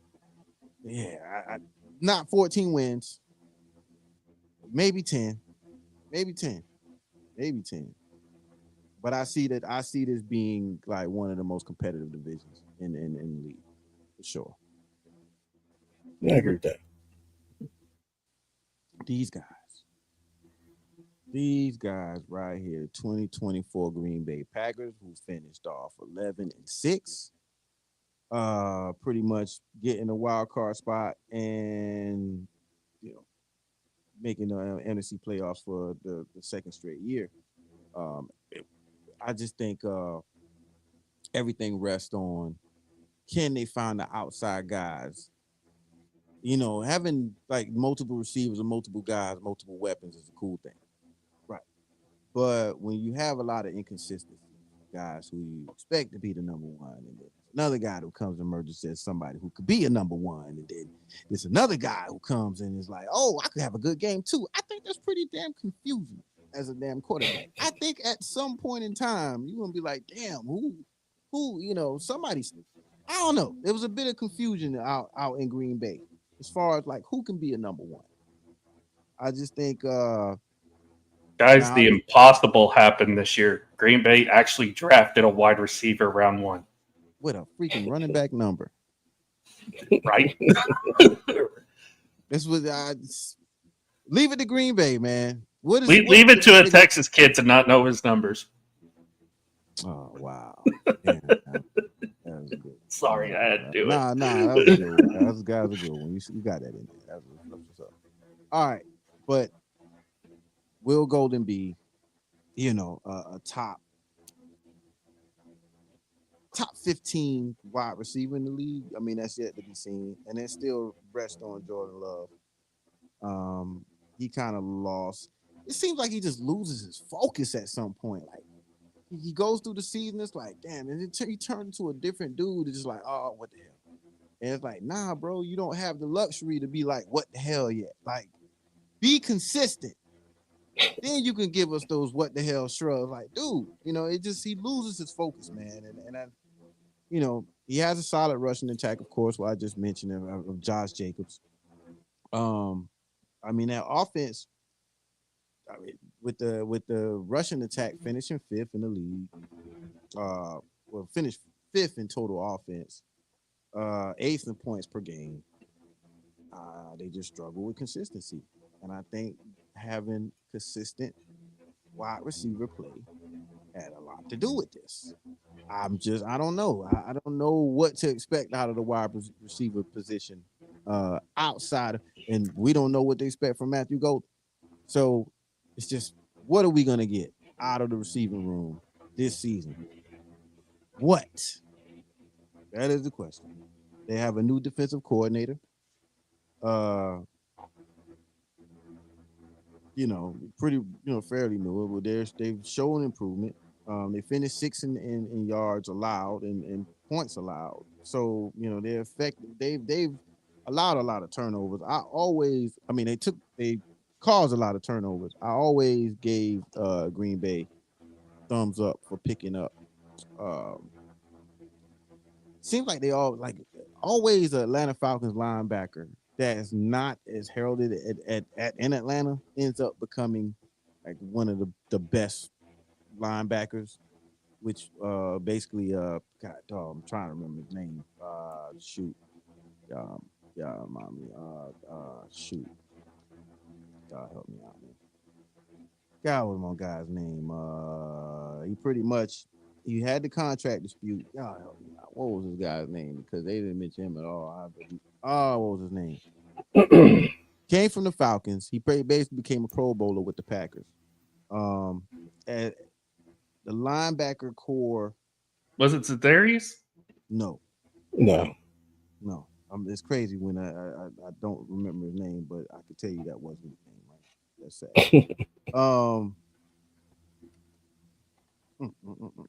It's gonna come back to me at some point in time. But I'll let you go first because you've already heard kind of my take on the Packers in comments before, so I'll let you go first with this. Hey, last year the Packers were like my surprise team, and needless to say, they let me down. What did you have them finishing at? What would you say you had them finishing at last season? Last season, I had them in the NFC Championship game. A lot of people did, actually. Yeah.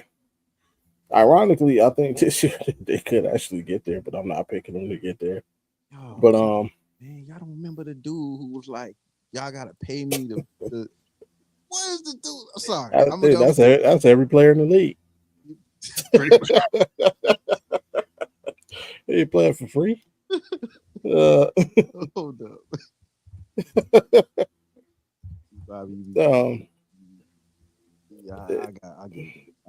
Yeah, I mean, can Jordan Love avoid the nitnoid injuries, man? Last year he injured his knee the first game of the season, and he wasn't right the rest of the season. He just had another procedure on his thumb on his left hand, so you're hoping that doesn't affect him too bad. And it's like, for a guy who was only sacked 14 times, which is crazy, dude was sacked less than once a game. That's insane. But for a guy who was sacked less than once a game, he's sure to get dinged up quite a bit, and that's concerning. Yeah. He ain't too bad, but that's still concerning. I think that they need to lean on the running game a little bit more. Hey, Josh Jacobs is a big boy. Use him. Utilize him. Come on. Hey, he got his first receiving touchdown ever last season. Yeah. If I was an offensive coordinator, bro, and it was time for me to sign a new deal, I would walk in there and say, "Dog, ain't nothing to talk about. I got Josh damn receiving touchdown. Give me my damn money. Walk out." Look how long it took for this man to get a receiving touchdown. Give me my money. Walk out. Walk out. Like, ain't nothing to talk about. Yeah.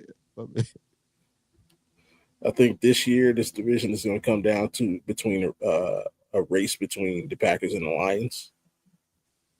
I think it's going to be fun to watch. I I want to see Kenny Clark return to form, man. He used to be one of the more dominant defensive tackles in the league. I want to see if they can get one more season out of him, where he's just, a force in the middle of that defense. Rashawn Gary continues to grow, but I still think we get a little bit more out of him. I agree with you. I agree with you to a point about the receiving core. I don't agree so much that they need to see which one of those guys is going to be a number one. I just need them all to consistently catch the ball. How about we just be good together instead of one of us trying to be the man? Like Christian Watson, bro. Christian Watson has dropped some crucial passes. Crucial passes. Yeah, let's be good as a group. Let's work on that. And I hate this dude, so I really don't want to say it, but I'll say it. Like, I'm not. Many of teams, we've seen the Patriots do it, we've seen the Chiefs do it, we've seen the Ravens do it. These teams who won Super Bowls, they don't have number one receivers. They have good receiving groups, guys who just catch the ball, get first downs. They just do their job, man. They come to work, they punch the clock, they do the jobs. Let's learn how to do that first as young receivers, and the rest will take care of itself. You got it. You got a Pro Bowl running back, got a Pro Bowl quarterback. Like, just help them out. Help me, help you. That's all they got to do. That's all they got to do, and Green Bay would perfectly fine. It's funny, I could see dudes out on the field like, yo, what route you gotta run? Man, I gotta run a damn slant. What you gotta run? I'm running the 9. You running the 9? Why I'm not running the 9? Hey, why I ain't running the 9, man? Man, fuck that. I'm jog this shit. You know what I'm saying? Like, it seems like nah, man, you get to run the 9. I ain't running hard, man. Shoot. You know what I'm saying? Just like you said, man, the consistency, man. And Christian Watson, who Quentin Johnson definitely is the leader of the pack when you talk about people who drop passes. But Christian Watson, I would say, probably second. Devondre Campbell. That's why I could not remember his name. There we go.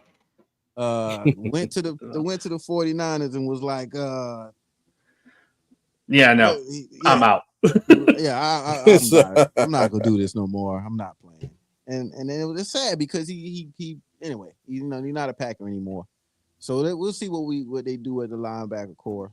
Y'all pretty much said it. Well, I haven't really said anything yet, but you said Bobby go first. I thought you.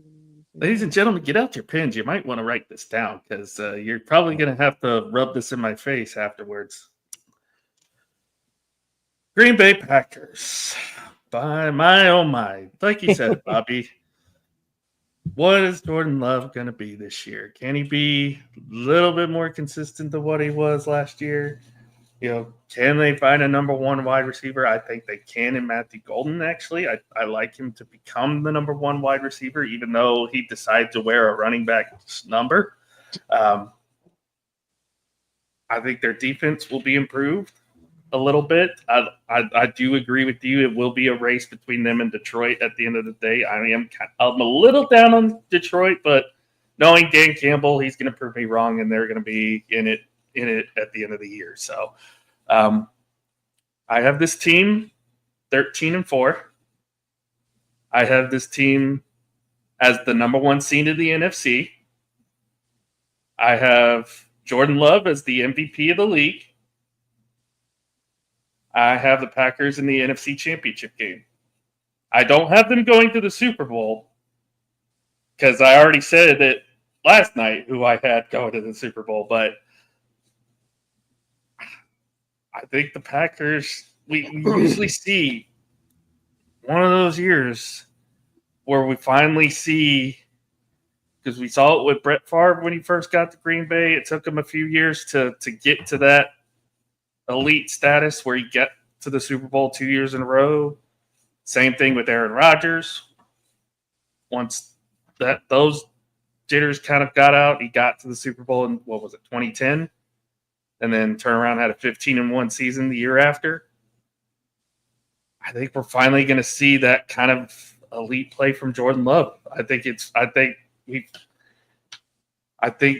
is going to be the time where he finally puts it all together.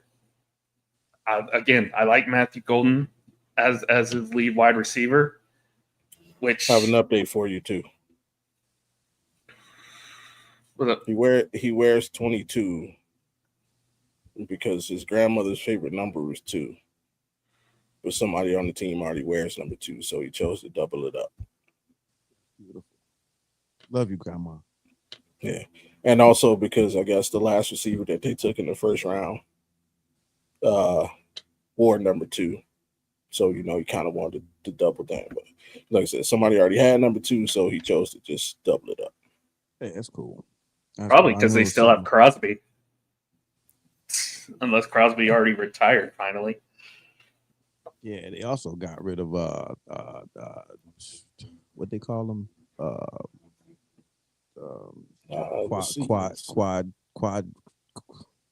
Quadzilla. Oh no, Malik Willis wears number 2. Oh yeah. You know what? I thought he was. I will say though, there have been some. He did in Tennessee. There have been some good wide receivers who've worn 22 in the past. So I can't really fault him for that. So, but yeah, I'm sure it was something about I like Green Bay to be the top team in the NFC this year. Unless they already grabbed him up and was like, "Hey, you gonna be the next wide receiver to switch to running back." Like the other guy, Ty Montgomery wearing 88. Yeah, the running back. Like, yeah, you the next one. Like everybody's like, why is their running back wearing 88? Because he's a former wide receiver, I guess. Yeah, and it never changed when he went to another team either. He just kept wearing 88. Right. Yeah, right. he got grandfathered in by rule. Yeah, now you have a wide receiver wearing a running back number. I was like, that's a Green Bay thing to do. Like, that's exactly. Hey, shout out to Bullet Bob Hayes, one of the best to wear 22. So, hey, shout out to not Gus Frerotte. Who was it? Heath Schuler. My wore 22. Yeah, quarterback. I thought he wore 22. Wasn't the who cares what he wore? Did Bobby Lane wear 22? He wore number 5. He wore number 5. I know there was like an old school quarterback in the pros. In college he wore 22. In the pros, I mean 21. What? In college, Heath Schuler wore 21. He got to play. I didn't do. He played in the NFL. Heath Schuler, yeah, he was your quarterback. What do you mean? He played for the Redskins. I don't know what you talk about, man. I just know he wore number 5, yo. For the Redskins. Sorry if I fit. That was for the Washington football team back then. I don't know. I don't remember. Yeah, I'll make you a nice wallpaper of his highlights. I don't remember. But yeah, that was one of the worst. He's a what? But he was Ryan Leaf politician now. Yeah, he became. He became one quick. It was like in the 90s. Seemed like he became a kind of quick. Definitely need to pick a new career. Quick. Yeah, which one of your knucklehead quarterbacks head butted the wall and like broke his neck? That was Gus Frerotte. That's what I was thinking about. Yeah, when you said Gus Frerotte, like anytime somebody mentions Gus Frerotte, my mind immediately does this. Boom! Like as soon as somebody says Gus Frerotte, I think boom. Like that's So I remember him. So I remember Heath Schuler. Yeah, it didn't work. George Blanda. That's who I was thinking of. Who wore 22 back in the day. I was like, I know there was a top tier quarterback that wore 22 back in the day. It's like George Blanda. That's right. I think until Brady actually beat the record his last year, I think George Blanda had spent the most seasons in the NFL ever in a career. So he had like 19 years. Yeah, that's right. For a position player, probably. I think Didn't the kicker play like 20 something? Think so. I don't recall any kickers at 20 something. In college, yeah, but not in the pros.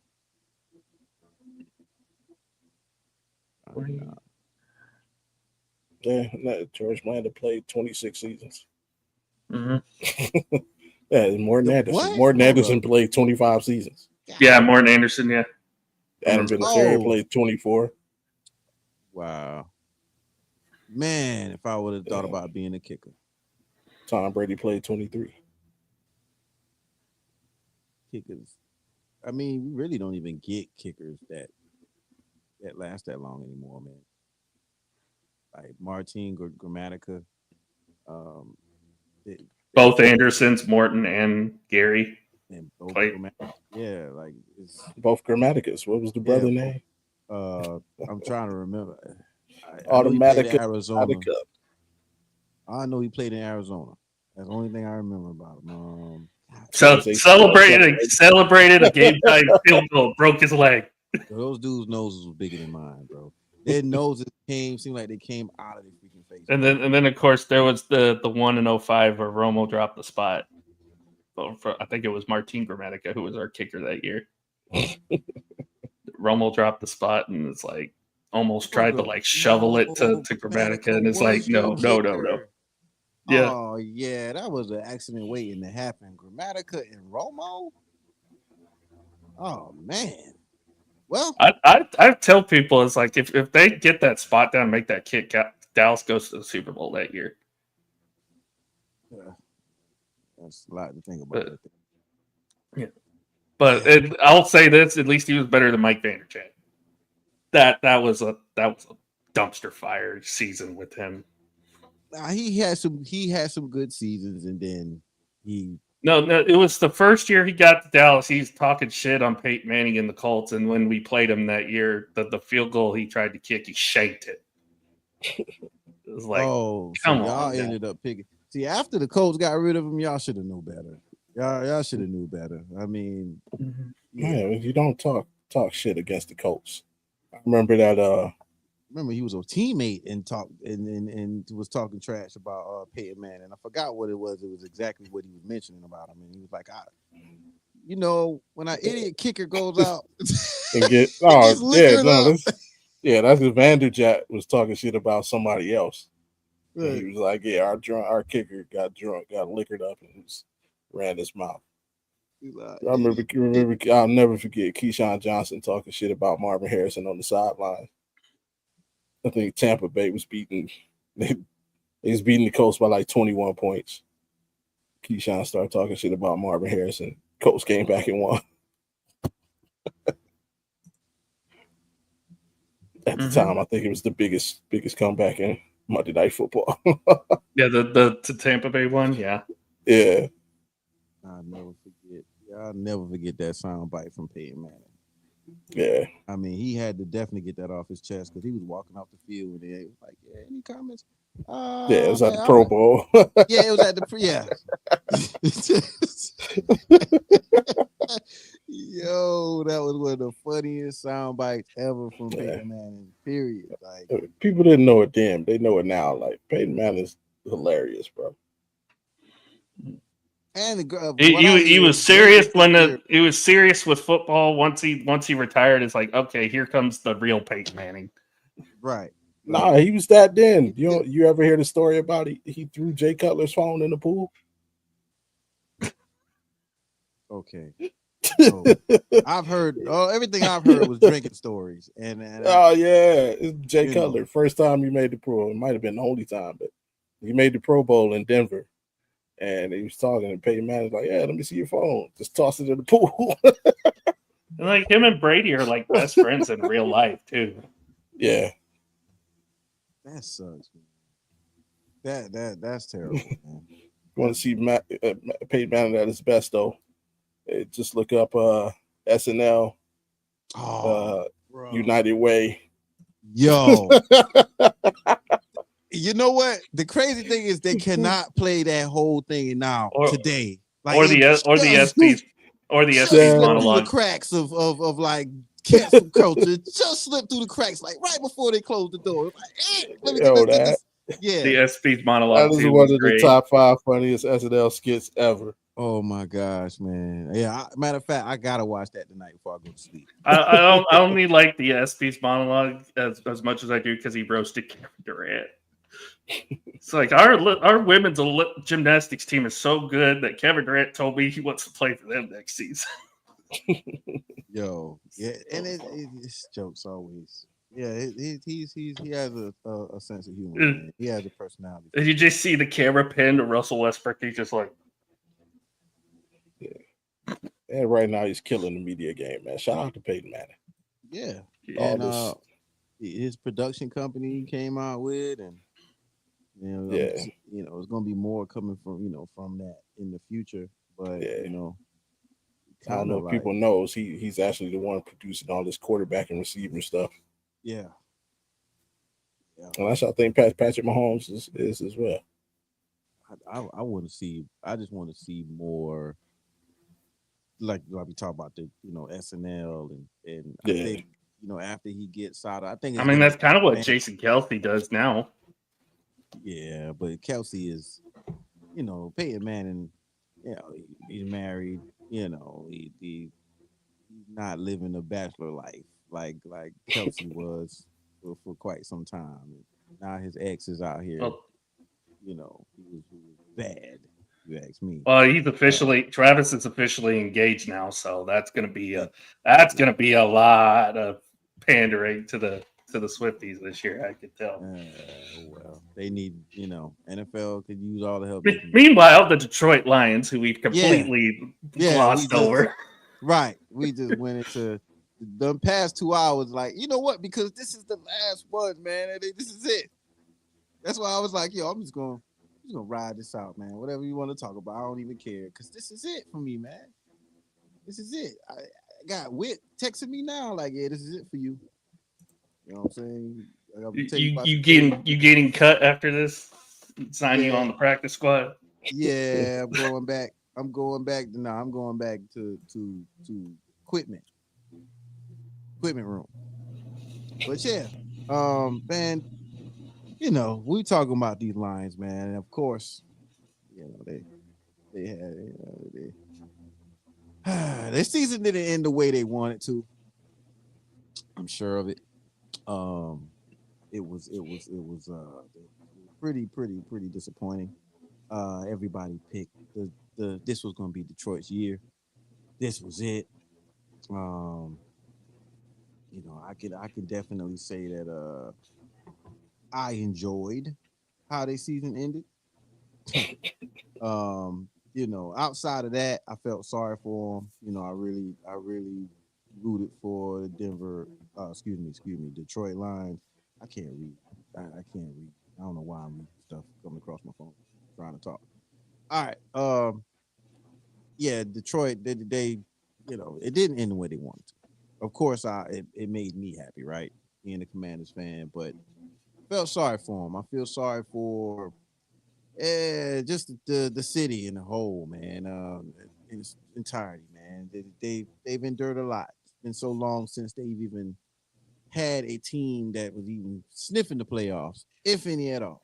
I mean, we talk about the Barry Sanders years, and they weren't even close back then. I mean, they got him with Stafford. They just never won a playoff game. Yeah, it wasn't gonna work.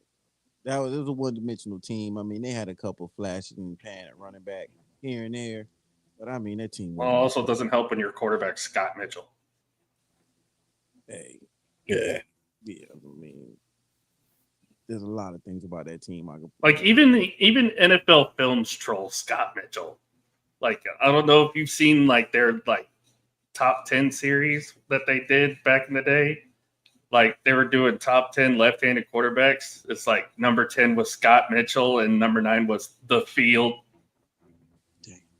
Everybody else. Come on, man. That's pretty hateful, right? But look, they finished 15-2, man, and you have to when you have your window open, your window of success, finishing 15-2 is pretty scary once your season ends the way that it ended because you want to be better than the season at that point in time. You want to get better and better at season by season. So, I mean, I guess the best thing for me to ask after they had a powerful offense that led the NFL in points scored, which was excuse me 564. I mean, the firepower of Goff and Gibbs and Williams, who emerged as what some people would think as a number one talent. Um, Again, the team that the team's success, it didn't reflect on how it ended. You would have thought that they would have at least made it to the NFC Championship, let alone the Super Bowl. 15-2 next season? No, I don't see that. But I'm probably looking at maybe 12 wins, maybe 12. I think this is probably going to be one of Amon Ra's best seasons, which is crazy. I don't know if y'all seen him pretty much making a mockery out of anybody who was lined up against him across from him in preseason. It looked bad. I was like, why? These dudes are signing up at the state fair. You know what I'm saying? To punch, something that's not gonna move. You know what I mean? And Amon Ra looked like he's in like mid season form in preseason. It's just the human jug machine is what I call him. Like he looks like he is at the jug machine all day. But nah, I mean, 15-2, definitely don't see it. Um, you want the defensive secondary to improve. They picked up, and they didn't draft in the cornerback position until the seventh round. Um, Michael Robinson from Tulane. Um, they acquired that pick in the trade. I don't know. For with me, I have this problem with their secondary. Their secondary is spotty at best. And I mean, you look at how they lost that last game in the playoffs. I mean, because they depth was challenged and they started losing players in the middle. Once they lost, I want to say Carlton Banks. Yeah. Well, they lost Montgomery for a little bit. He came back, but he was still hurt. Um, that kind of affected their running game to an extent where now it's kind of looking like, is Montgomery going to be healthy enough to be that number 2 back still going forward? Because it looks like it's just going to be the Jahmyr Gibbs show from here on out.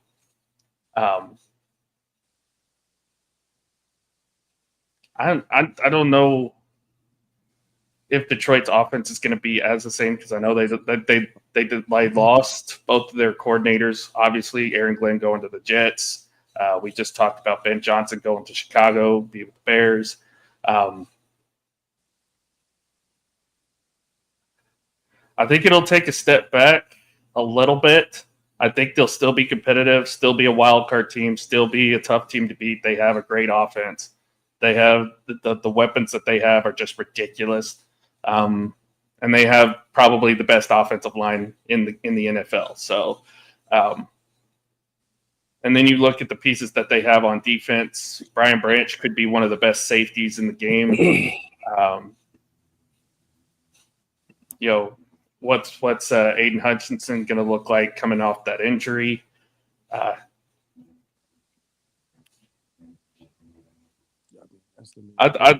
I think they take a bit of a step back, but it's not going to be like, the sky is falling. Detroit's going back to being Detroit kind of thing. I think Dan Campbell's a good enough coach to get this team into the postseason. They're going to be competitive all season long. They'll probably be competitive in the postseason too. So, I think this team's going to finish second. I think they'll be a wild card team, but they're going to be competitive, just as competitive as they have been the last few years.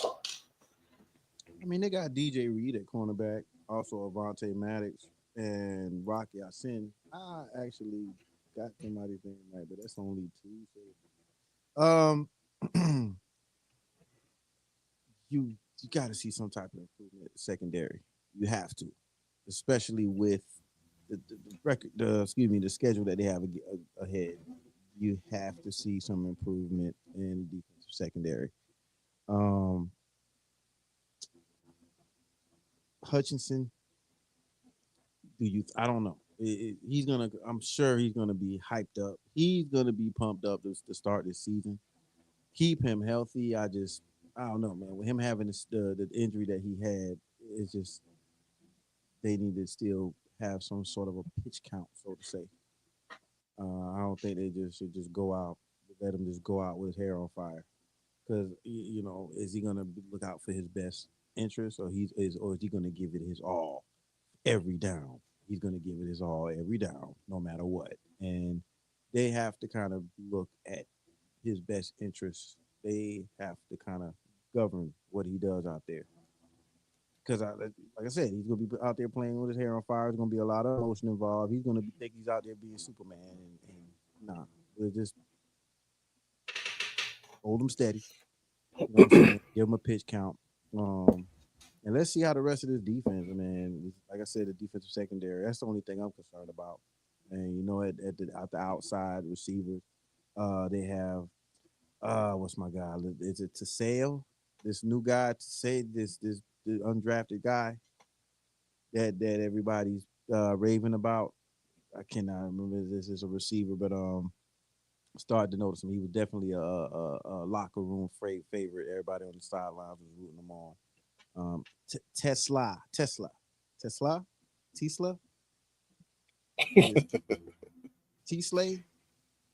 Damn, I can't remember how it is. Yeah, I'm sorry, y'all. But Isaac, my man Isaac, you know what I'm saying? The undrafted rookie wide receiver. He's gonna have a spot on the team. I think they're loaded at wide receiver, no matter how you put it. Like I said, my only concern is how is this defensive secondary gonna hold up outside of you said the sky is not falling, but Alan, I don't know, man. The sky looked like it was damn falling on the defensive line for the Lions, and they weathered it well. Like you said, they have a coach that was able to weather the storm, but at the end of the day, it's just with a full defensive squad, man. Do the Commanders have the time that they have? You know what I'm saying? Do we have the game that we had against them with a full healthy defense? You know what I'm saying? So definitely something to look at for them. But not 15-2. Not 15-2. I'll let y'all guys pretty much close. Strong disagree. Like, I'm gonna have my first change of heart of the season. Said a couple minutes ago it's gonna be a 2-team race between the Packers and the Lions. Mm-hmm. It's not. I got the Lions the Packers finishing strong second. Looking at it now, it's go time. I think they can win 15 games again. Looking at the schedule, they could easily get up to the game against the Commanders with one loss. And I think they have a big red circle around that game. Damn and right. They're going to run through that schedule like the juggernaut to get there. I disagree with you about your game. I don't think it had anything to do with secondary because personally, I think they outplayed y'all. But when you can't win a game turning the ball over 5 times. They turned the ball over 5 times. You only won by 14 points. But when they lost Carlton Davis, we could do whatever we wanted. Yeah, but more importantly, they lost the ball. If they just keep the ball, y'all couldn't stop them either. Mm-hmm. Like if they don't turn the ball over, they beat y'all by 21, even with the points y'all scored. Yeah, but they did the same exact. Here's the thing: they did the same exact thing to the Texans. They ended up winning that game, but they almost completely threw that game away. First team to 40 wins, and we were the first team to 40. So if they would have scored it first, that would make sense. Like no, but they kept like the possessions. Give those 5 possessions back. Y'all don't stop them, bro. That's my opinion. Y'all don't stop. That's 30 extra points, in my opinion. So, like, even with the injuries, even with all that, you give them those 5 possessions back again to try and score on y'all. I think they score at least 21, and y'all lose that game. So, and look at the game. They literally outplayed y'all. They still passed more yards, still ran for more yards, even with less time of possession. Like, still defensively outplayed y'all. Had more sacks. Like, the only thing they did was they made the mistakes of turning the ball over. Remember what I said? The Raiders were going to have the best secondary in the league this year. Yeah. Looking at Detroit, you have Terrion Arnold, who was a first-round pick last year. Brian Branch, who's the first-round pick, I think last year as well. Who are both great. Kirby Joseph, who's a solid safety. You have DJ Reed, who's coming over from the Jets. He was the 1-2 punch. He's a good 1-2 punch there. And even Amik Robinson's a good nickel. I think this could potentially be one of the better secondaries in the league. Plus, you have a 1-2 punch. Alex Anzalone does not get enough love. That kid is unbelievable. Yeah, he's nice. Tackle machine. But yeah, it's looking at the schedule. Their schedule is like set up for them to do some real damage. Once they get to that middle part of the schedule, they have a stretch where they have Tampa, Minnesota, Washington, Philly. After that, it's clean sailing to the end of the season. And before that, it's clean sailing to that part of the season. So, like, yeah, I think they can win anywhere between 13 to 15 games again. I wouldn't rule that out. And all their games are big matchups too. At Baltimore, at Kansas City, Tampa Bay. All these are Monday and Sunday night games. Yeah, and that's gonna be tough. Sunday night game at Philadelphia. You got the headline game on Fox against Washington at Washington, which, like you said, Bobby, they got that date circled. You host Dallas on Thursday night, which is the Thursday night after Thanksgiving. So, that's odd because I don't think we've ever had a case where you've had Detroit and Dallas play on the Thursday after Thanksgiving. Which that seemed like that would be like a no-brainer, right? Because both of those teams on Thanksgiving every year, just have them play each other on Thursday night the next week. That'll make it easy for them. NFL's weird. I don't know. But yeah, you got that. Yeah, it's first Thursday in December, which that's after they got Green Bay on Thanksgiving at home. So yeah, I like Jameson to take a huge step, and Jameer is a dog. Man, this dude started 4 games and had 2,000 yards total offense, 20 touchdowns. And they go to Minnesota on Christmas Day.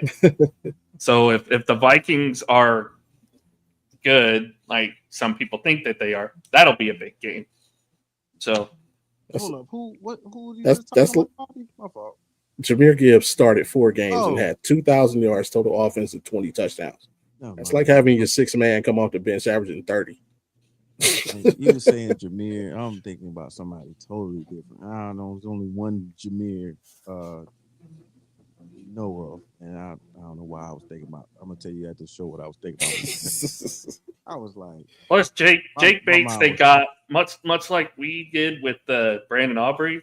Detroit got Jake Bates out of the UFL, who's proven to be one of the better kickers in the league. So there's another weapon. Yeah, we'll see how the kicking game goes this season, especially in the rec league, y'all. It's coming up, man. Hey, next week,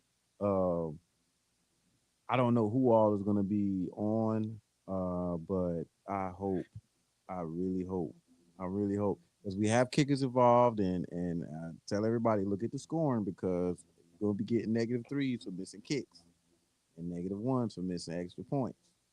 So you got to kind of watch, if you have that unstable kicker who, about to lose a job, tough for you. But that's why I just draft Brandon Aubrey like 2 rounds before he's supposed to go. Yeah, like that's. I'll stream.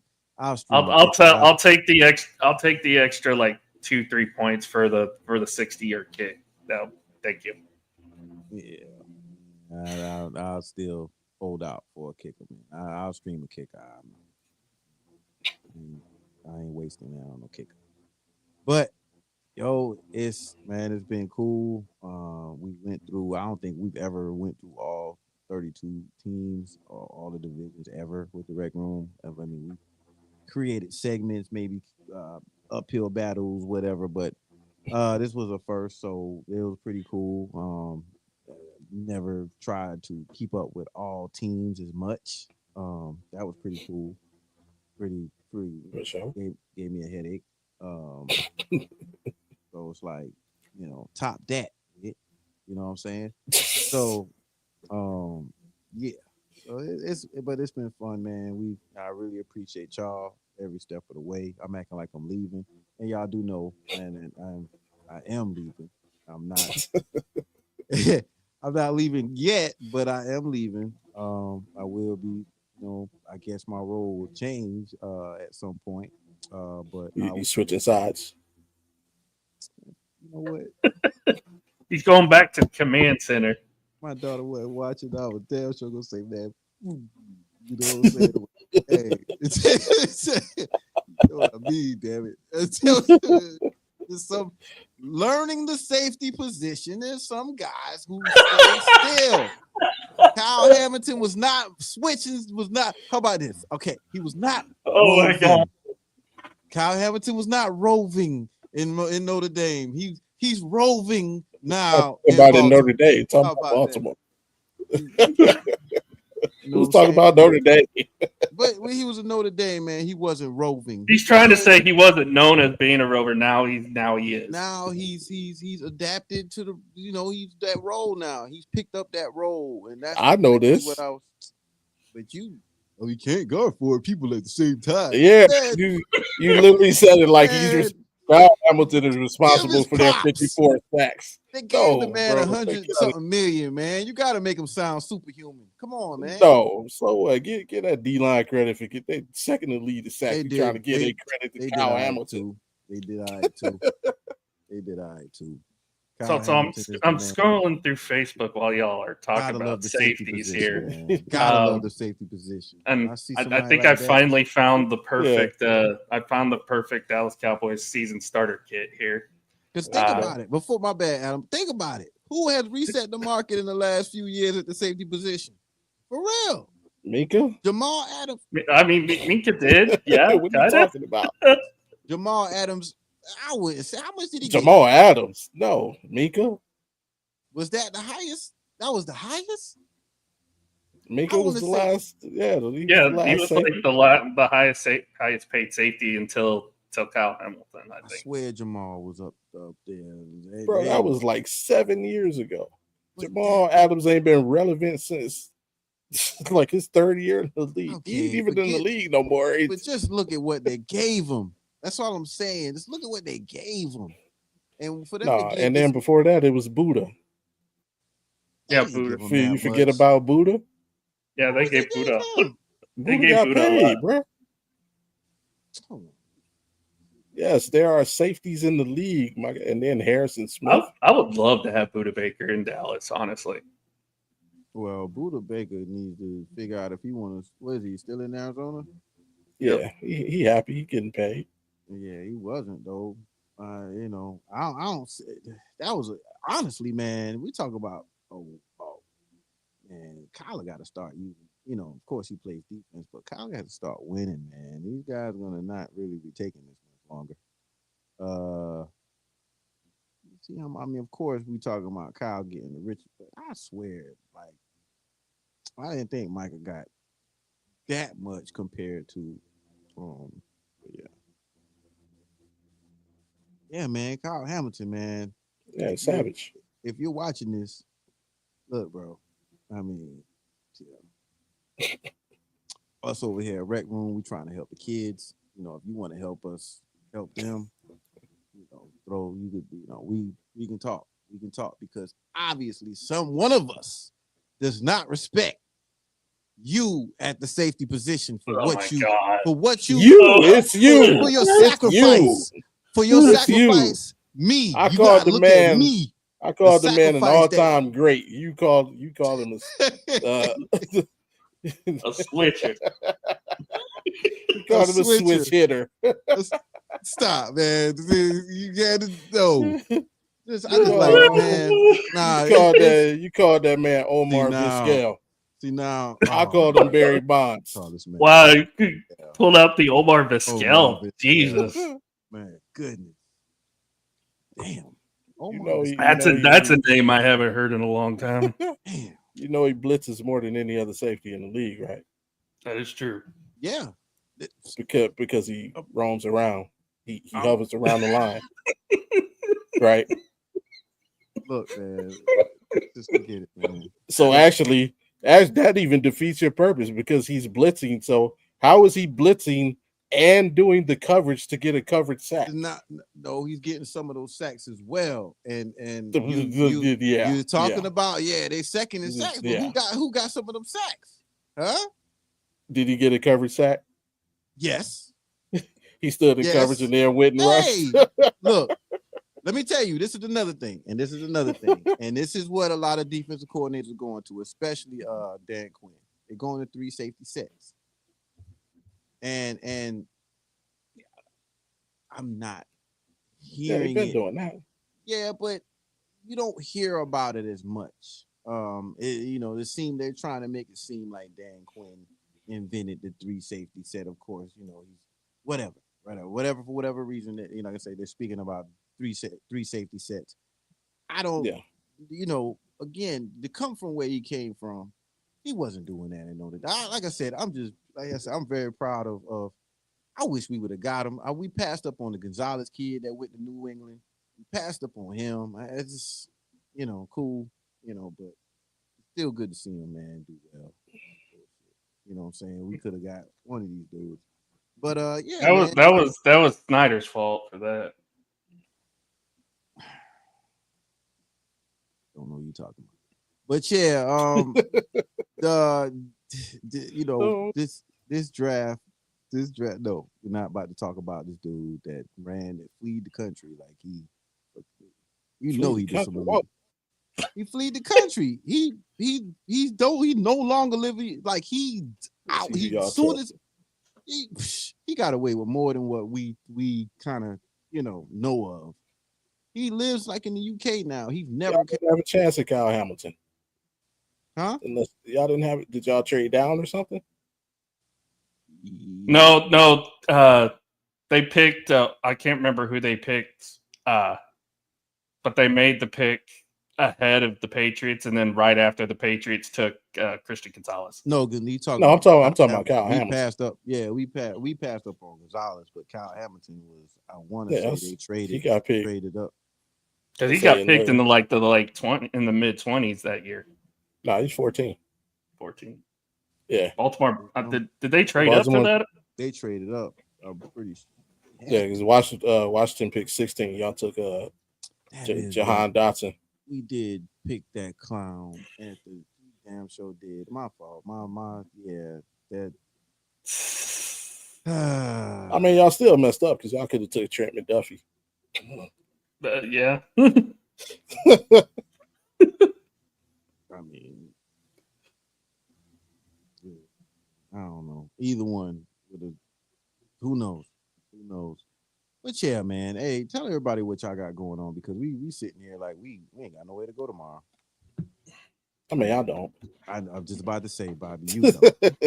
I work from home. I'm fortunate. It's a blessing. I work from home too. Too bad when I get to where I'm supposed to work, I don't do no damn work. But Alan, man, what you got going on for the rest of the week since Bobby doesn't have to get up in the morning like the rest of them? Nah, I got to get up in the morning. So, I got to take little man to school. That's about it. Watch Audible on Friday, so that's going to be a fun episode. And I have is that gonna happen, Bobby? What's up? Is that gonna happen? Is what gonna happen? Friday. The show? Well, I know the show's going, but what you had working up, what you had going on for the show. Oh, no, he hadn't responded back to the email, but regardless of whether he still light his ass on fire. I got you. Yeah.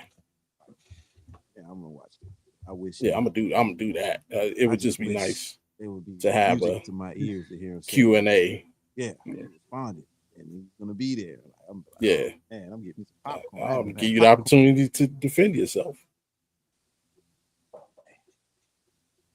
But yeah, Sunday we got lock it in. Saturday we're gonna do our college football picks for week 1. Best bets for college football. Sunday we're gonna preview the NFL week 1. We're gonna make our picks for Thursday and Friday night, which Thursday night is of course Cowboys Eagles. Friday I believe is Chiefs Chargers. I want to say. Yeah, I think you're right. The Brazil game. So we'll be picking those 2 games for the week 1 portion of that slate, and then the week after, of course, we'll be doing the official week 1 picks on Sunday. So, but yeah, we'll be making the Thursday and Friday picks Sunday, and then Saturday we'll be making college football week 1 picks. So that'll be fun. Sorry, we will not argue about the safety position for 20 minutes for the log. I promise. I said we argue about what? Yeah, first 20 minutes of next week's show is like, who's the best safety in the league? Yeah, arguing about the safety position for 20 minutes. They're like, dog, really? Y'all arguing about the safety position for 20 minutes, dog? For real? Hey, that's what the people want, man. Got to get the people what they want. Man, we value the safety position. Hey, Sean Taylor fans arguing. It's just, hey, this is how the safety position is played. That's what you expect. Like, we missed the safety position at its best. Like what we see, we missed that. We missed what we're seeing from Kyle Hamilton, man. I miss when you're able to hit players like Roy Williams did. Oh, fuck no. Excuse me. He can't cover. Yeah, and that's everybody knows it's all love. Yeah, he can't cover. And LaRon Landry, he can't cover either. I just want to throw you caught a stray with damn it. He can't cover neither. But yeah, we man definitely enjoyed it. Oh man, I guess I'll just be hitting this little button right here for the last time, man. Damn, yeah, I went back. Damn. Hey man, it was a pleasure, man. It was dope. I'm still gonna be here for about another month, and then I'm gone. I can't talk about what I'm gonna do. Can't talk about what? Hold up, let me stop the music. I can't talk about what I'm about to do. Okay, please don't take that the wrong way. I did that. Not shady at all. Secret Wars, man. Secret Wars. Secret Wars are gonna be fought here, man. And we have a big announcement, and y'all already know. But I'm gonna save it. It's gonna be basically Christmas, New Year's. We will announce it. We will finally announce it, and it's gonna be 2026, the year that we did mention. I don't want to talk about it. I'll let keep it moving. Yeah. I wish I could say, but thank everybody. And this is, this is beautiful. I've been able to finally do something by myself, sort of. Nice. Proud of you. I get better. Always feels good. Yeah, man. Some sort of accomplishment. And then thank you for the I'm still tracking down a thumbnail for a guy for like 2 weeks. Yeah, I'm almost done. Like, you know who you are. You know who you are. Come on, man. Thumbnail for what? Dude, let me just put this out here, man. There's a guy who, I swear, man, he takes like, a thumbnail takes like, you take more time doing a thumbnail finding pictures. Sometimes. Finding images. He's not wrong at times. Sometimes. You know what I'm saying? I gotta wait 2 weeks. I do that with like intros. When I'm making an intro, it takes me more time just to find gifts for the intro. But does it take 2 weeks, Alan? No, it shouldn't. Come on, man. Hey, man, this is my slice of life. Get your fucking life in order, okay? You know who I'm talking to, okay? I'm talking to you. Get your fucking life in order. Everybody. What a way to end. Alan.